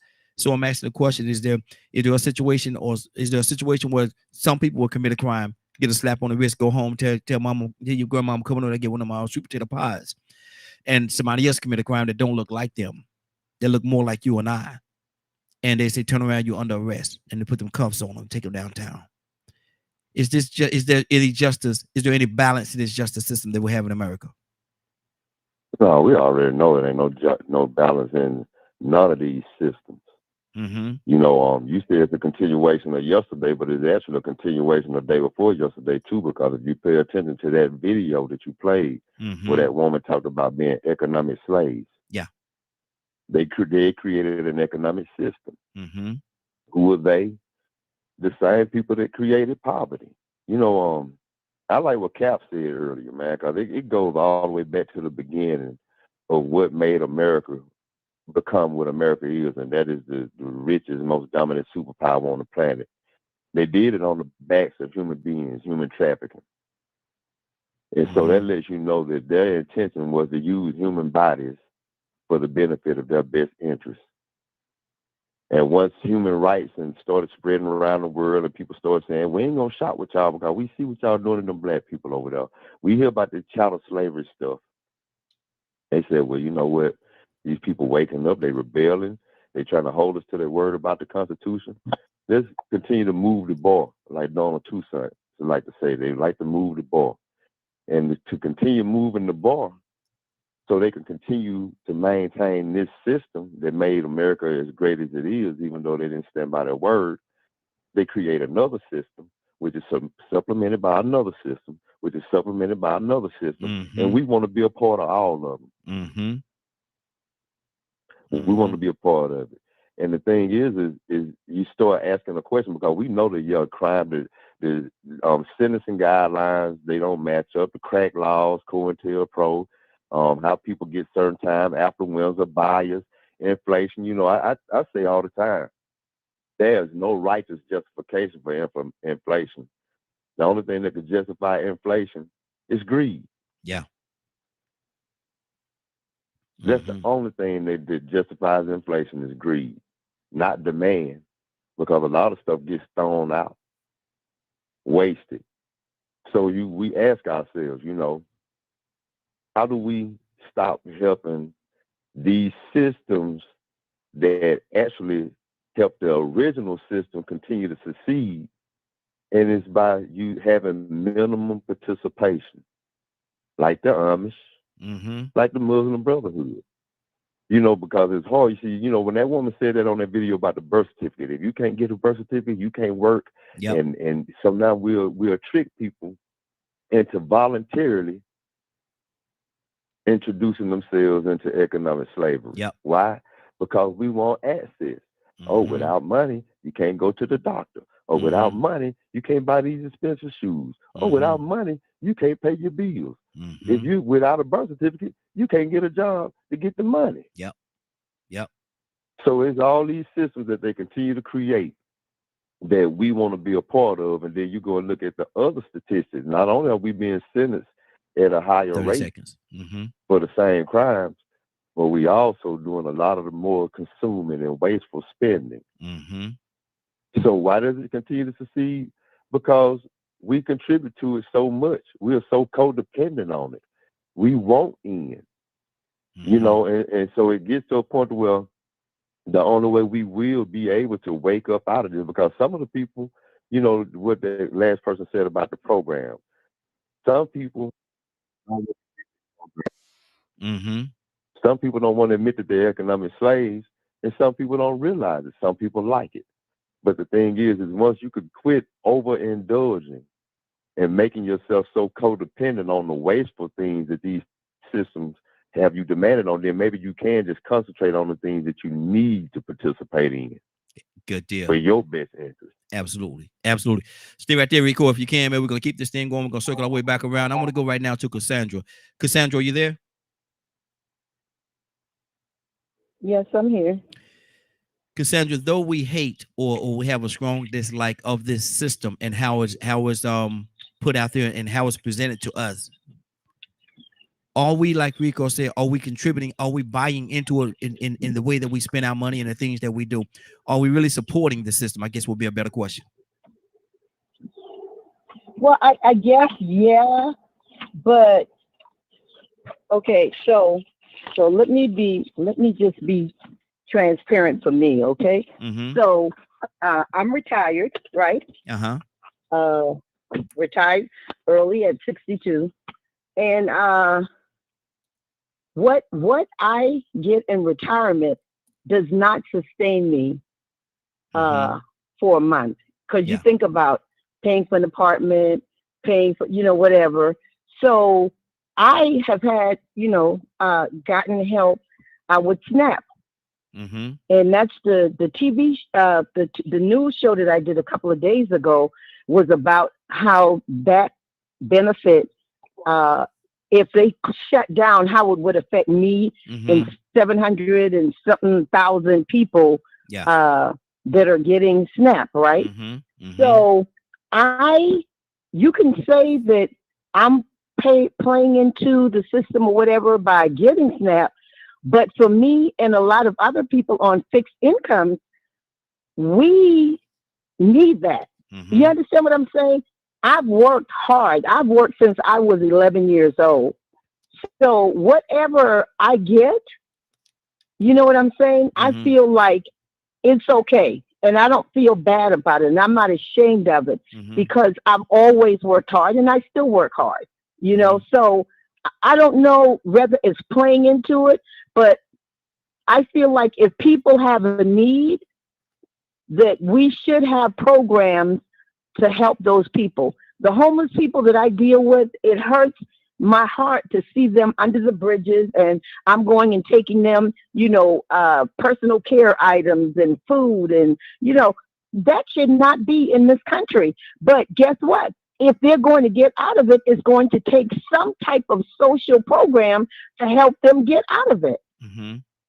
So, that's my take on it. If it's necessary, I'm not talking about generational welfare people. I'm not talking about that. That ain't trying to do nothing and trying to do no different. I'm talking about people that legitimately have needs, the poor that have needs, the low income, the seniors that have needs that these programs meet. Absolutely. So, I'm just being real on me. So I may have bought into the system. Wow. 508-924-3521, 508-924-3521. Kurt, I'm gonna ask you this question. Kurt, you still with us? Kurt, you there? Did you say me right here? Yes. Kurt, and this has I'm nothing right here. I'm listening to everything. Okay, this has nothing to do with what Cassandra just said, but I want to ask you this question. And it's partially off topic a little bit, and I know it is, but I want to throw the question out there. What did how did the welfare system hurt or help or hurt our people? How did the welfare system? Yes, help Well, or the hurt our welfare people. system was not designed for our people. Exactly. That's number one. Exactly. It Exactly. was never designed Thank by you. people. Thank Exactly. you. Thank you. And when my sister say that you bought into the system, you did buy into the system. Mm-hmm. That's how you bought in. You paid your doggone FICA, ain't it? We Mm-hmm. still don't know who FICA is. Somebody tell me who FICA is. Where'd he come from? That I gotta pay him money out my check. Mm-hmm. Mm-hmm. You paid into Medicare. You paid for somebody else's Medicare. So yeah, you did buy into a system that you deserve to have your Medicare paid. Mm-hmm. Because you paid for somebody else. Mm-hmm. Right? Like, listen, the welfare queen never hit. Okay. The idea of the welfare queen being black never hit America until 1982. Mm-hmm. Say it. 1982, the election of Ronald Reagan brought about the black welfare queen. Mm-hmm. If you look at the studies, over the years, you want me to tell you what the biggest fraud in SNAP was? What's that? The biggest fraud in SNAP was done right there in New York City. Italians owned the store. They had done hit SNAP for well over $15 million. Mm. Mm. It hit the news and it went right out. You know, sometimes I get a little thrown. Sometimes when I hear black folk, especially black folk, brown folk, any minority in this country talk about I don't want a handout. Mm-hmm. Ain't nobody handing you nothing. Yeah. That's what you owe. Yeah. You Yeah. owe that. Paying a debt. The idea that the idea that don't nobody owe you nothing is cracker-knackle bull crap. This country owes you plenty. Mm-hmm. Plenty. Mm-hmm. And I'm one of them I'm trying to get mine. Yeah. Because see, I can trace my family back. I'm trying to get mine. Mm-hmm. You know, I got a call, Rahimi. I got a call day before yesterday, right? My student loans is coming in right at about $71,000, right? Now, I thank God that that's all I got, because I know people that's got $150,000, $200,000 student loans. Yeah. Tell you how much BS. I got a call that said if I pay $190 7 months in a row, that my student loans would be completely forgiven. That's what the $100. That's what the $190 for 7 months will pay. What's that? The interest. Which means the government done figured out that your actual loan, don't worry about that. We ain't got to worry about that. Mm-hmm. We want that interest payment. Yeah. So they can literally cut it down to my interest payment on 71,000 is $6,289 or something like that. Mm-hmm. So they said if I pay them the 6,000, right? If I pay them the 6,000, I wipe out my loan. Wow. I'm just saying, brother. Yeah, it's a racket, brother. It is a racket. 508-924-3521. 508-924-3521. Give us a call. We'd love to have your input. Cap, talk to me. Stanley, coming to you next. Well, I think that we are going down a road that needs to go down, where we had, pretty much beat up on the white racists in this sick, twisted, perverted mind to believe that we are the cause of their demise, and to believe that we are the number one killers, murderers, and rapers, to believe that we're the ones who are dominating the jails because we are the criminals. I think we have addressed the sickness of those Caucasian racist minds that believe that with actual facts. Now let me move on to my concern. You cannot let no one treat you any way they want to treat you and let you allow it. So now what are we going to do? We know that they have a target on our back. We know that they try to take advantage of us and our ignorance and our division and our disunity for economic gain. We know that. We can talk about that all day long. But what are we going to do as a people to stop being a tool and a fool for these white racist people? What are we going to do, Leonard? I like what Rico said. What are we going to do, fellas, to stop it? That we as a people can start addressing our own problems so that we don't become a tool for them. How do we stop the economic hemorrhage where you can make a 1-cent hamburger and put it in the black community, a burger that was made in the lab, and you sell it to us, and we line up like planes on a runway for a 1-cent burger that has been in the lab? How do you stop our crazy people from being used like that? We got jobs to do, so we have to go, and we can't quit. To do nothing is not an option, y'all. As crazy as it may be, we have to unite. Don't go on social media. Don't come on these shows. Get behind closed doors and get busy to correct our crazy people's behavior. And be clear, we're not going to be able to save everybody. Exactly. We're not going to be able to save everybody. So you ain't going to leave the preacher out of it. I'm sorry, church. You're not going to be left out of this. We're not going to leave the barbershop. No, you're not going to be left out of this. Muslims, you're not going to be left out of this. We're not going to leave nobody out of this that has something to do in lending a hand and getting us. So if you want to take the political piece, Leonard, I'm with you on the political piece. If you want to lead in an economic piece, Brother Curtis, I'm with you on the economic piece. We got to come together and stop talking about what they doing to us and start talking about how we allow them to do it to one another. That's where I'm at. That's what's on my heart, Raheem. Hey, good deal, good deal. Stanley, we're coming to you. Rico, coming to you next, brother. Stanley, what's on your heart?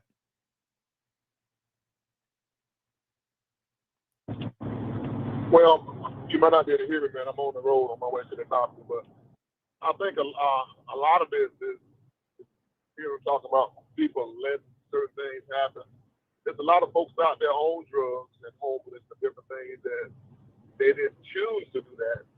You know, you got a lot of women that was hooked on drugs because guys were trying to take advantage of them sexually. You have a lot of guys that are hooked on drugs because people flip certain things to them just to see their reaction. So there's a lot of variables to this thing. And I think overall as a people, if we come together, we can change some things. But a lot of folks, and I believe we talked about this before, a lot of folks have gotten to a level where they're comfortable with what they have and they don't really care or not. They're in that mindset, I've got mine, you got to get yours on your own. And we've got to change that mindset and try to get people to come together as a whole and try to make changes. So you got some folks, they're good where they are. They don't look back. They made it. They don't look back at their community. They don't look back some of them look back at their family. So until we become one and try to help everybody, but we have to be on the same page. You can't just have folks, well, I got mine, you get yours, or saying, folks, I'm better than you, or you're beneath me because I'm driving a Mercedes and you drive a Ford. You know, so. Exactly. 508-924-3521, 508-924-3521. I think our Stanley will hit a bad spot because he kind of stopped on us there. So hopefully, you know, he said he's traveling, so he may have hit a bad spot. But Rico, what do you say to that, brother? What is it going to take, or do you think a lot of people are even interested in coming together and fighting, uniting and fighting this system together? Oh man, a lot of people are until you start talking about them sacrificing something that they love or they're addicted to. You know, sort of, you know, like going back to what Cassandra was saying, you know, sometimes we do need to participate.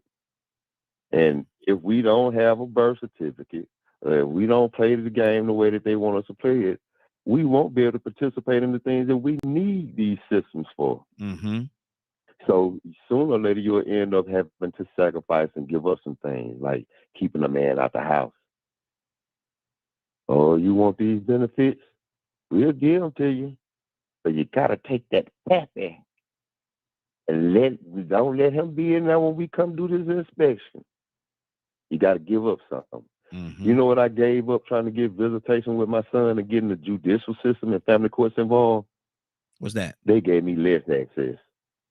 They told me I can only see my son once a week for 2 hours on a Saturday. Hot the mighty. I shouldn't have even got involved with them, they system. But I needed some help. Mm-hmm. All these systems. See, every system that's in place, somebody runs it. Yeah. And it has the original plan behind it. So you look at the prison system, the sentencing disparity. You look at affluenza.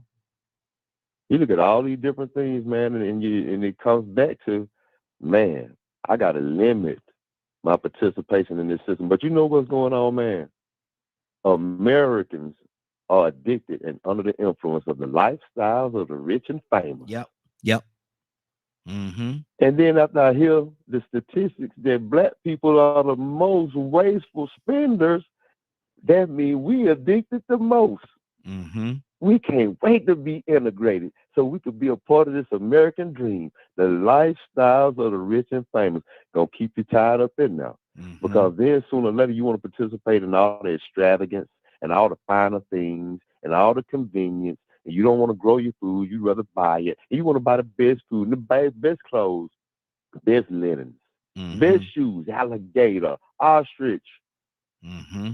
I want the finest cars. That's my ideal success. So we're addicted to that. But if we only participated in these systems on a need-to basis, like the Amish, then we wouldn't be the wasteful spenders, but we would still probably be the most, I'm going to say, we would probably have more in the coffers. Exactly. 30 seconds. Mm-hmm. Mm-hmm. If there was ever a need for those coffers to become necessary in this game of Monopoly or whatever system. You know, they say money could pay for anything. If money does pay for anything, it got R. Kelly off the first time. Mm-hmm. But then him asking for the rest of his money got him locked back up. See, they could take it from you too when you try to participate and play their game. Oh, I'm gonna play that game to get in and be in. I want to be a part of that system. Mm-hmm. You know, less participation and less. I'm gonna say minimal participation. I want to participate on a need-to basis because some of the things we do need access to, even with healthcare. Mm-hmm. That's even necessary. Exactly. We got a few more minutes before we get out of here. 508-924-3521. 508-924-3521. If you want to be a part of the conversation, please give us a call. Badger, talk to me. Well, sitting here listening, especially about the economic, and I always talk about something that a lot of people get upset about, and it's the way this corrupt capitalism works. We just end up in this vicious cycle over and over and over again because businesses just keep upping the prices all the time.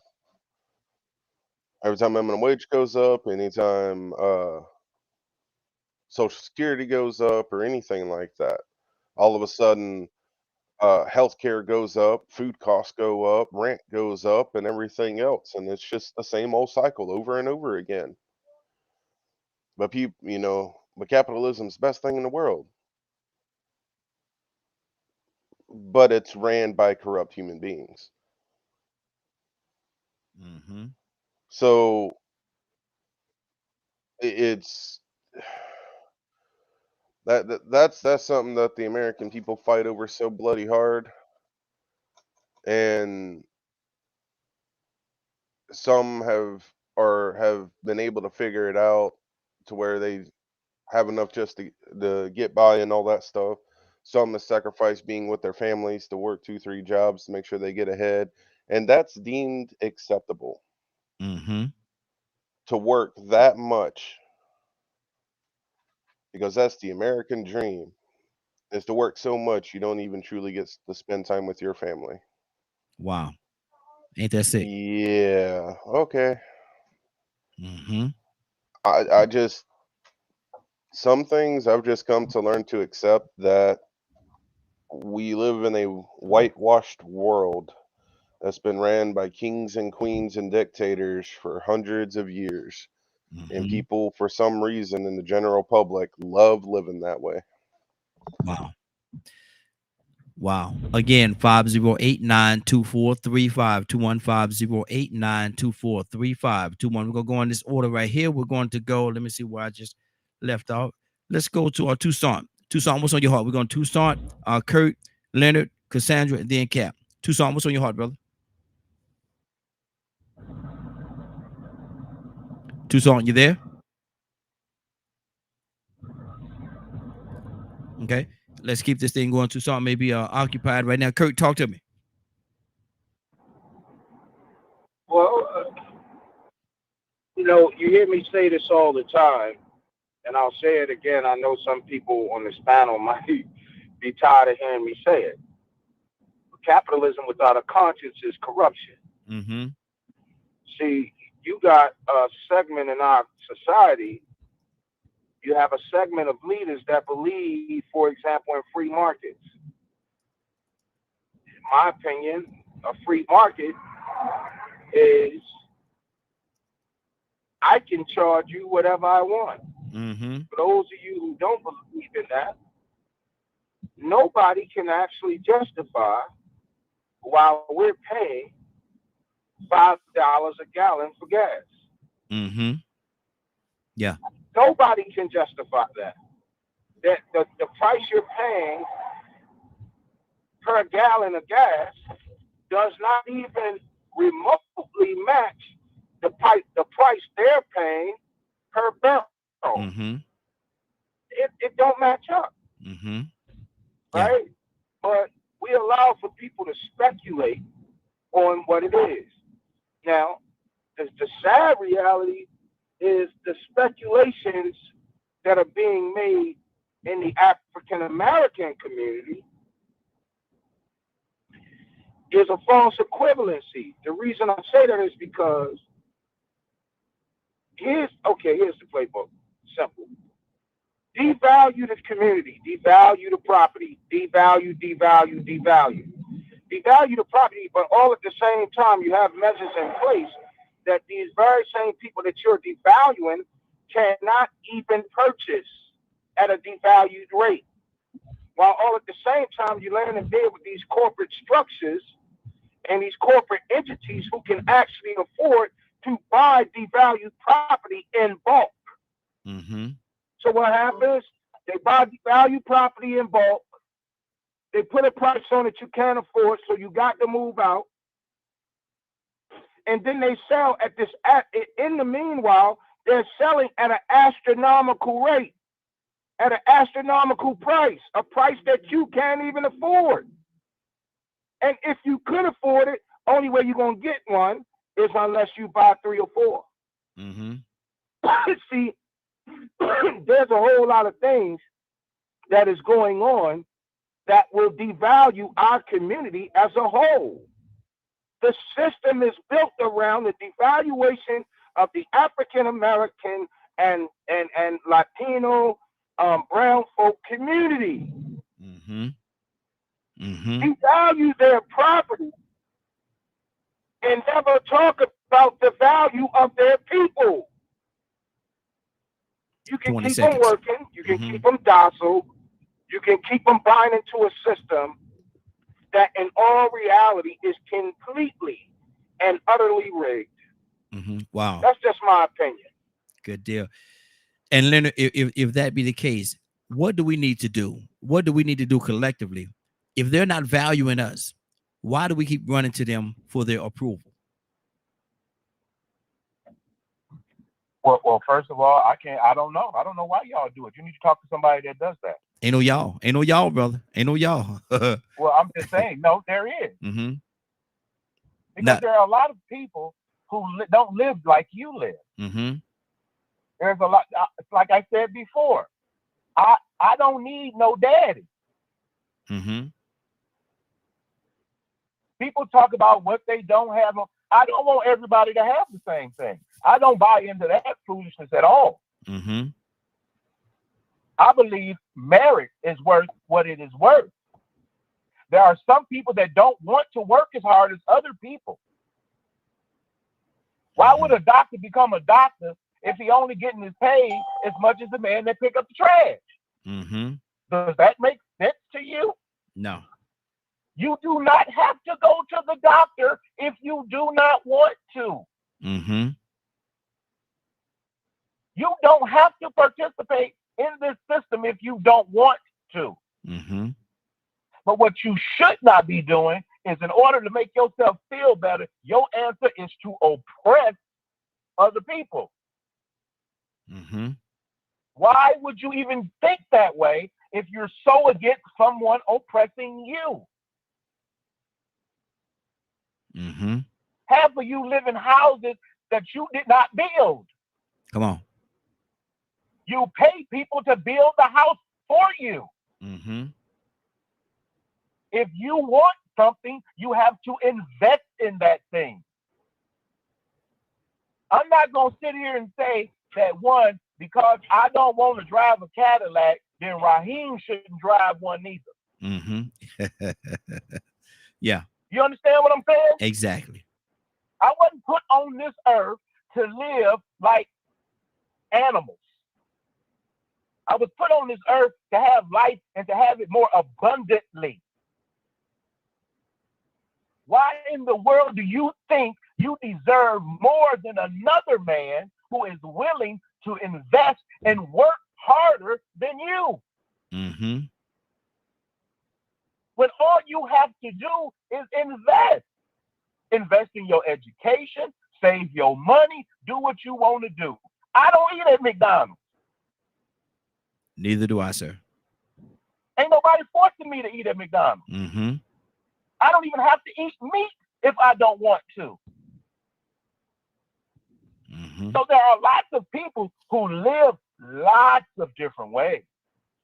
I fight for your opportunity to live how you choose to live. Mm-hmm. And I'm not going to be a part of any that would sit there and oppress me because you don't want to invest what I would, because you don't want to risk what I would. Good deal. Good deal. Let's keep this thing going. And we got 20 minutes left, actually. And I want to talk about we touched on it right now, but I want to touch more on the solutions. What is the solution to what we talked about? And we covered a lot. But Cassandra, we're going to go to Cap.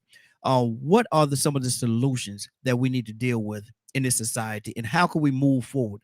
Because some people will say, man, y'all been talking about this thing for 100 years, 45, 50 years, 100 years, whatever it is. Y'all been talking, you're singing the same song, but ain't no melody to it yet. How do we put melody to the song, Cassandra? I honestly, Raheem, I'm still trying to figure that out. I know we talk about, let me say this. I have worked damn hard, put me in the corner, all my life. I'm talking every job I ever had, I gave it everything. I went to school. I went back to school, got student loans to prove that I went back to school to try to better myself and to better my family. And life happened. You understand? I'm talking from me being sick, which, believe me, I don't want to have melanoma cancer. I don't want to have lupus. I don't want none of that stuff. I didn't ask for it. I didn't invite it over, but it happened. And it cut my ability to make money, to do what I needed to do, right? Yes. So that's a health issue that I didn't control that, regardless of what anybody might think. I did not control that. And I worked hard paying into a system, and I did because I see how much taxes I paid over the years. Since I was old enough to be taxed, I paid. So now that I need help, I need health insurance. I've said this on here. They put me on a medication that thank God they did because I was being tormented in my body. That cost $7,000 for 2 shots. Woo. And I have to have those shots every 2 weeks. Tell them about it. Wow. I'm just saying, $7,000 for 2 shots, and I have to have them every 2 weeks just to be able to function halfway decently. So I will use the system that is in place because I paid into that system. And there are people that have paid and worked hard all their life and things have happened and they haven't been able to achieve the American dream like other people. Amen. And I'm happy. Man, listen, I'm so happy for those that have attained and achieved. Man, I'm thrilled for y'all. But life has happened to a lot of us and things that we could not control. That I ain't mad at nobody, but I'm going to use the system that I paid into whatever way I can. And healthcare is one of them. That's a huge thing for me. We have to have those systems in place for those that cannot afford, because I tell you what, it's a lot of people that are dying around us strictly because they did not have health care. Exactly. Cap, we're talking about solutions. Cap, what's on your heart, brother? What do we do? How do we put? We've been singing the same song. We got the words, but how do we put melody to this song? How do we make something happen? Well, first and foremost, I got to go and get my man Tucson, and we got to put the ski mask on and go get my girl some shots. Just tell her sister Cassandra where they have them at. We got to break into the place. Yeah. We got to break into the place and get you your shots. But now on the real tip, now hear her cry. But here's my take. We're not going to be able to solve all of our problems because they most certainly, Brother Raheem, very complex. All right. We have to pick and choose our strengths, our gifts. We don't want to put somebody in a position that they just ain't good at. They may not want to work with dealing with the protests and getting people to go to the polls to vote. Maybe that's not their forte. And maybe they don't want to work with, going out there and dealing with the youth. And there may be those who love to do that part. Maybe there might be those who want to use the pulpit to bring awareness through preaching the word of Christ in a revolutionary way. Maybe there's those that don't. Every one of us have the opportunity to do. Now, I have the Peacekeepers. 32 chapters, one in London, England, Tobago. I got about 35 registered Peacekeepers. Now, I have not been active because of my health and because I'm not there in those cities. You don't have the same kind of spirit of the people that I put in charge of, like Captain Dennis. So they died down. Next thing I know, I go to a chapter. We had 25. I go back. We down to 10. Well, where everybody else? Well, Captain, people ain't sure. Because they ain't me. But the bottom line, I got to go back, revive them. These are citizens. These are men and women, ordinary men and women, who want to bring about a change. And they're so excited because we give them hope. Now, we're not changing everything, but you know what we have done?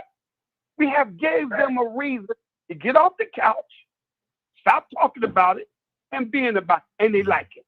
That's my small part. And when I say to them, I get them CPR training, and I get them out there in the community, and I tell them, listen, we got to unite. We got white peacekeepers, gay peacekeepers. So why? Captain got a universal group of men and women that ain't arguing over religion. We ain't arguing over race. We're talking about peace in the street. Yeah. Yeah. That's my contribution. That's what I do. And what everybody else do, we come together. Man, we're not going to solve it overnight. It's going to take years. Trust me when I've had years. But we got to get the black family together. That is the number one priority. That is number one on the list. Get the black family back together. And we need to work all on that initiative. And then the second and the third initiative is how can we get back economic control where we control the black dollar and we can create our own business and give out some. Those are the three areas. And I don't think anybody will disagree with that. Just need to come together and do it. Absolutely. That's what's on my heart, right? Good deal. Stanley, talk to I got an idea. Say it again. I got an idea, and it's real simple. What's your idea? You know what? Let's all sit down one day. We can do it in 6 months out. Let's really take a look at Claude Anderson's 5 Power Economics. Right. And even if we start at the very bottom of the bottom, I think we have enough minds, enough brilliant minds, that we could look at 5 Power Economics and discover the cheapest way for us to start to implement as a group 5 Power Economics. And I'm willing to bet you that if we all did that collectively, all of us that's on this panel, we collectively got together and we sat down and went through 5 Power Economics, page by page by page. We probably could do it in about 6 hours. Yeah. We probably could figure out in those 6 hours how we're going to implement, what's going to be the first step, what's going to be the second step, what's going to be the third step, all the way to the 5th. We could probably put the paper on the wood right there and say, look, okay, I got 100. Okay, I got 100. Okay, I got 200. Okay, I got 300. Put that money together. Realize that, you know what? None of us are going to get paid for the first 2 years because we're trying to establish this 5 Power Economics. And then off of that, I'm willing to guarantee you that you will have buy-in from all sorts of different entities, which means that our dollar will matriculate, will go back to the day. And they still ain't figured it out. They came close at 18. But in the African-American communities of old, according to 5 Power Economics, $1 matriculated through that particular community 36 times before there was ever a tax paid on it. Wow. So that's they have figured out up to 18. The Jewish community, with all due respect, they have figured it out, but they have not figured out how we got to 36. They are only at 18 in present day. Right? Halfway. So that they halfway, that matriculation. Here's how, okay, so I'm just gonna break it down like this. That matriculation. So if you say that $1 matriculated through the same community 36 times before ever there was a tax paid on that dollar, in my mind, what you're saying is 36 people got blessed with $1 before there was taxes paid. Wow. So you take that dollar and let's say we all got $1,000 on the table.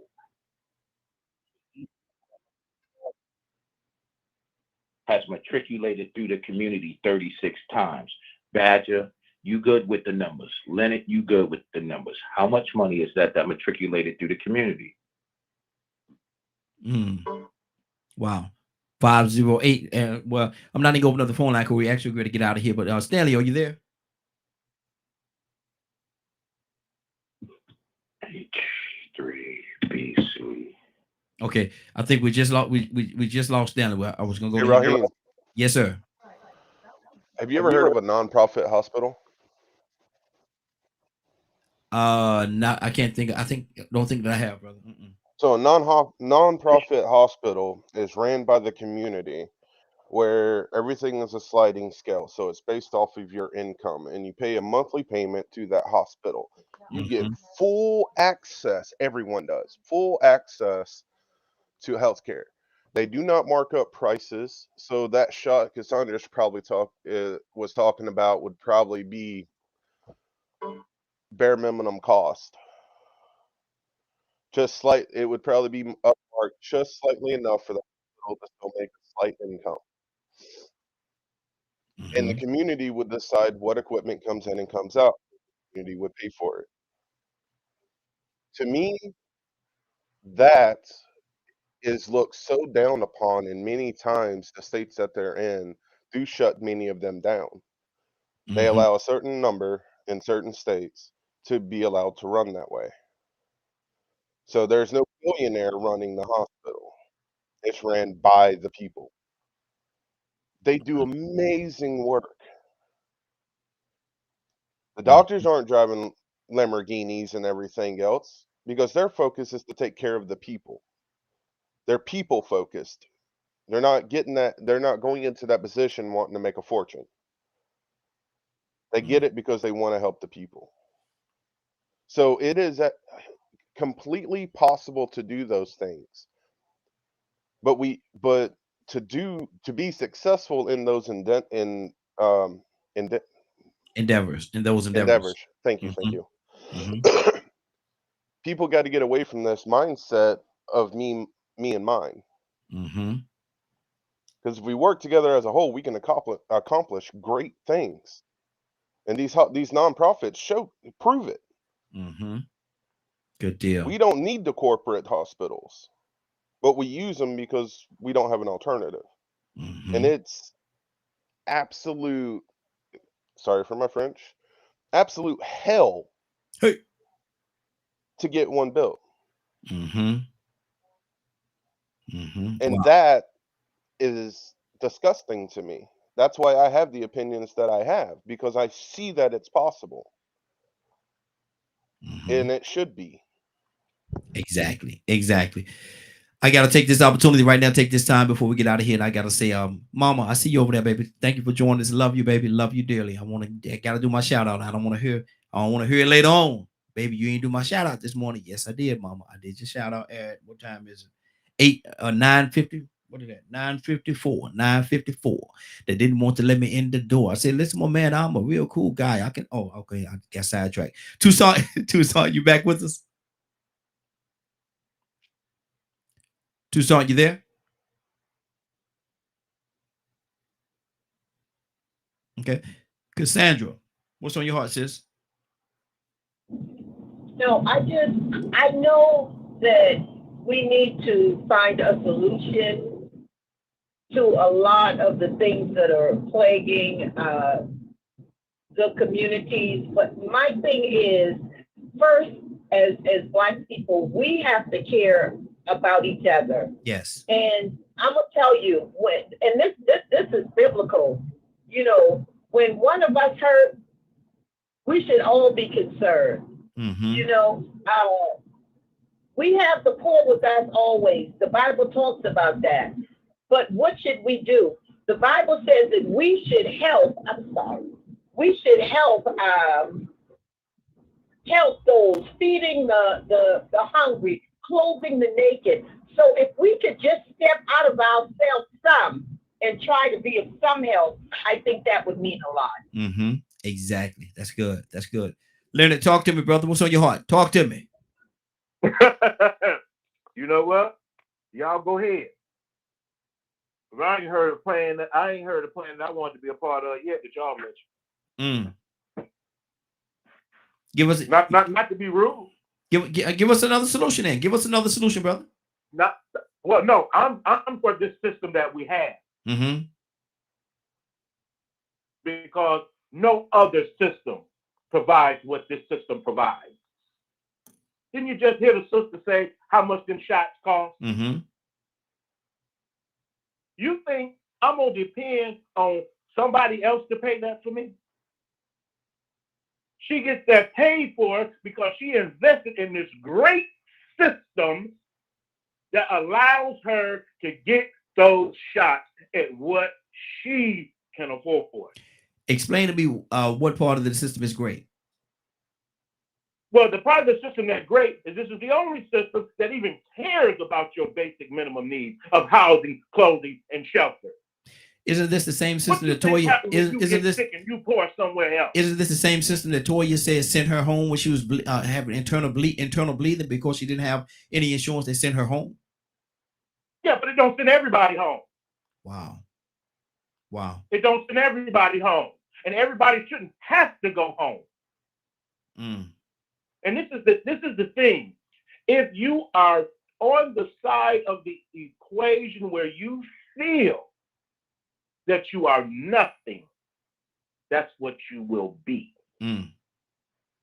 But if you are willing to fight and invest as hard as the next man, you deserve just as much as the next man.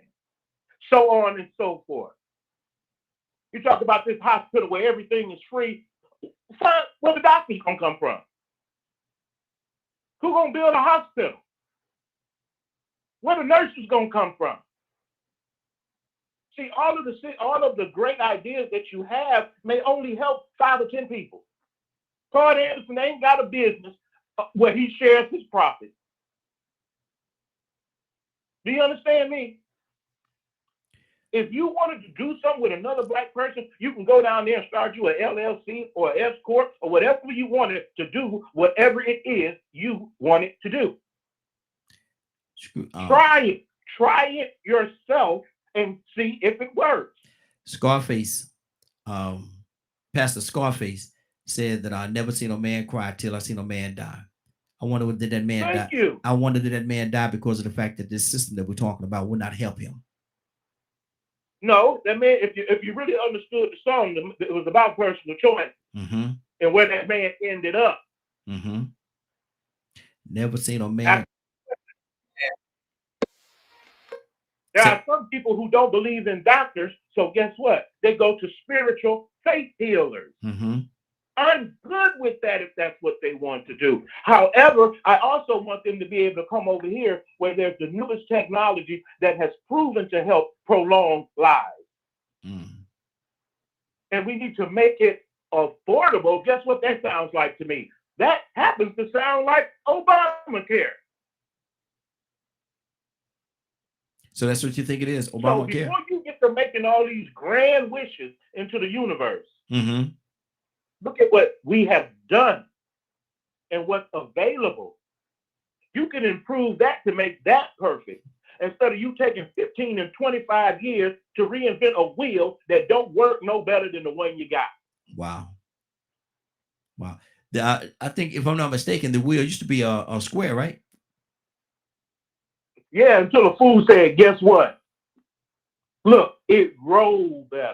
We get there faster. Who wants to ride a horse from Georgia to Detroit?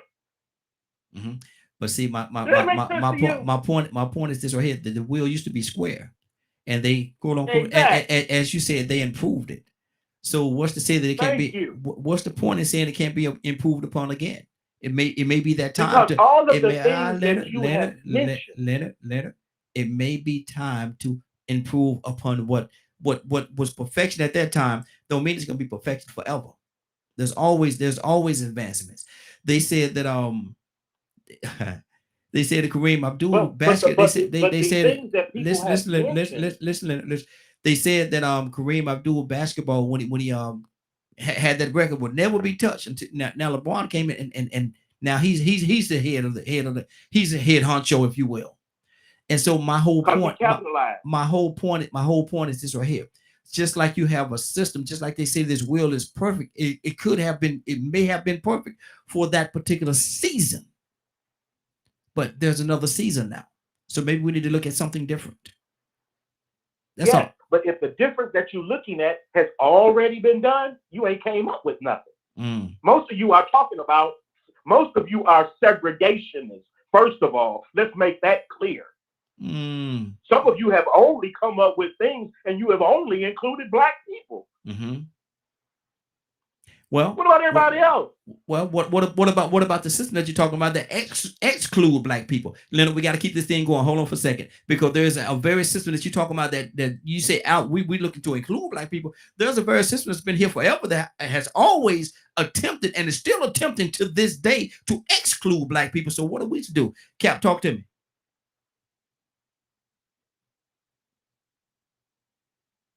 Well, I like what my brother said. I mean, we dealing with systems. I mean, it's if we want to make it complicated, we can. But KISS, keep it simple, soldier. Mm-hmm. I'm not gonna say keep it simple, stupid. Mm-hmm. We want to make it complicated. It's not complicated. It may look complicated, our condition, yes. But all we have to do is to come together, put aside our political differences, our religious differences, our racial differences, our social differences. If we could put aside those differences and see each other's value and let that person that's good at what they do back on. It's going to take some time. Yes. Our people are stubborn. Yes. You're going to have people that stand in the way. Yes. They're going to have people that think what we're trying to do is stupid. Yes. But to do nothing is not an option. We have to get the church. We have to get the church back involved. We got to do it. Mm-hmm. We can't leave it out there. It's the oldest institution we got. Yes, it got problems, but we can't abandon it. We got to get the mosque strong. Yes, we can't abandon the mosque and what it brings the nation, what it brings of black consciousness to black people. And it's a plant. So when we willing to say, I like what brother said. Yes, we got my man in Detroit. But the Honorable Elijah Muhammad has a 3-point economic program too. If everybody put a quarter aside a week, times 4 times $1, times this, and he had to lay it out. And in 1 year we have $1 million. Very simple, and it won't be no strength. We already got those economic plans. But we have a problem in following the person to introduce it to us. Mm-hmm. And as soon as we come up with Lord, with my man, there's somebody going to say, well, it was the same thing. Dr. Sebi, man, he had a good, and then Elijah Muhammad had what he got, and then Dr. Sebi's gone. We just got to understand. We have identified our problems, Brother Raheem. Mm-hmm. I think we did a good job. And I still think we still need to work on, identify some more of our problems. Mm-hmm. But let's go to work on them. Exactly. And we need to come together and have a summit and have a DKM radio summit. And y'all spend your own money if y'all serious. Mm-hmm. And we get a nice little a conference center. And we sit down, the team, and we put the items on the board and we say, which one of them we want to tackle first? At least we try it. Yeah. But we're going to sit there and find every reason not to come together. Well, see, I like them, but sometimes, see, we always say that. See, you're going to have that. But I'm committed. Mm-hmm. I love black people. I'm sorry, y'all. Charge me for being in love with them. Mm-hmm. Charge me. Yeah. And when you're in love with your people, you can't give up on them. No matter how crazy they are, I will not give up on them. Mm-hmm. So good. Help me, God. Mm-hmm. Good deal. Good deal. If everybody's down with that, let's get a meeting together down the road. Mm-hmm. I'm down. Outside of that, I'm going to add to what you just said, Cap, and I'm going to say all of the issues is a wheel, is on a wheel. And every single issue that we are discussing right now feeds into the very next issue. So it's not hard for us to address the issues for which we tackle each and every day. The hardest part is going to be deciding if we're going to do what they have done for years, which is grab at the lowest hanging fruit first, or on grab at that which is a little more what's the word I'm looking for? Complicated. But I'm down, and I'm just going to state it honestly. From what I'm seeing, every single issue that we're having in America is directly connected and directly correlates to another issue. Healthcare correlates to housing. Housing correlates to employment. Employment correlates to wealth. Wealth correlates to housing. Everything is encompassed on the wheel. Good deal. It's just a matter of us deciding which ones are we going to tackle first. If we go with the lowest hanging fruit, then probably your lowest hanging fruit would be housing and employment. Wow. Creating these partnerships. Raheem, you set the date. Raheem, don't. I love you, man. Don't blow this, man. Set the date, and don't set it for next week. Set the date. Find out where we all stand. That's right. You set that up. Good deal. Good deal. All right. Well, right now we're about to get out of here, and we'll definitely will have this conversation moving forward. It's been a great broadcast. I want to thank everybody for joining us. Leonard, what's going on at 3:00 today, sir? If you did not get a chance to hear the show in its entirety, log on to www.dkmmediagroup.com at 3:00 Eastern tonight. Good deal. Cap, pray us out, sir. You asked me, Raheem? Cap. Thank you so much, sir. Heavenly Father, we thank you. We give you praise. We give you honor. We trust in thee and we believe in thee in all of our affairs. We are united together under your righteous word. Protect us, guide us, and give us the discernment to know what is right from what is wrong. Bless our brothers and sisters that's on this line. Strengthen us, God, with thy spirit. Bless Brother Raheem and their family and give him your spirit and give him your protection. Almighty God, please let us not become arrogant, that we cannot see the value of each other, but recognize through you that we are successful. We pray, Almighty God, that you would unite us with your spirit and give us your guidance, that we may become one with you. These things we ask in the name of all of your righteous servants. Amen. Amen. Amen.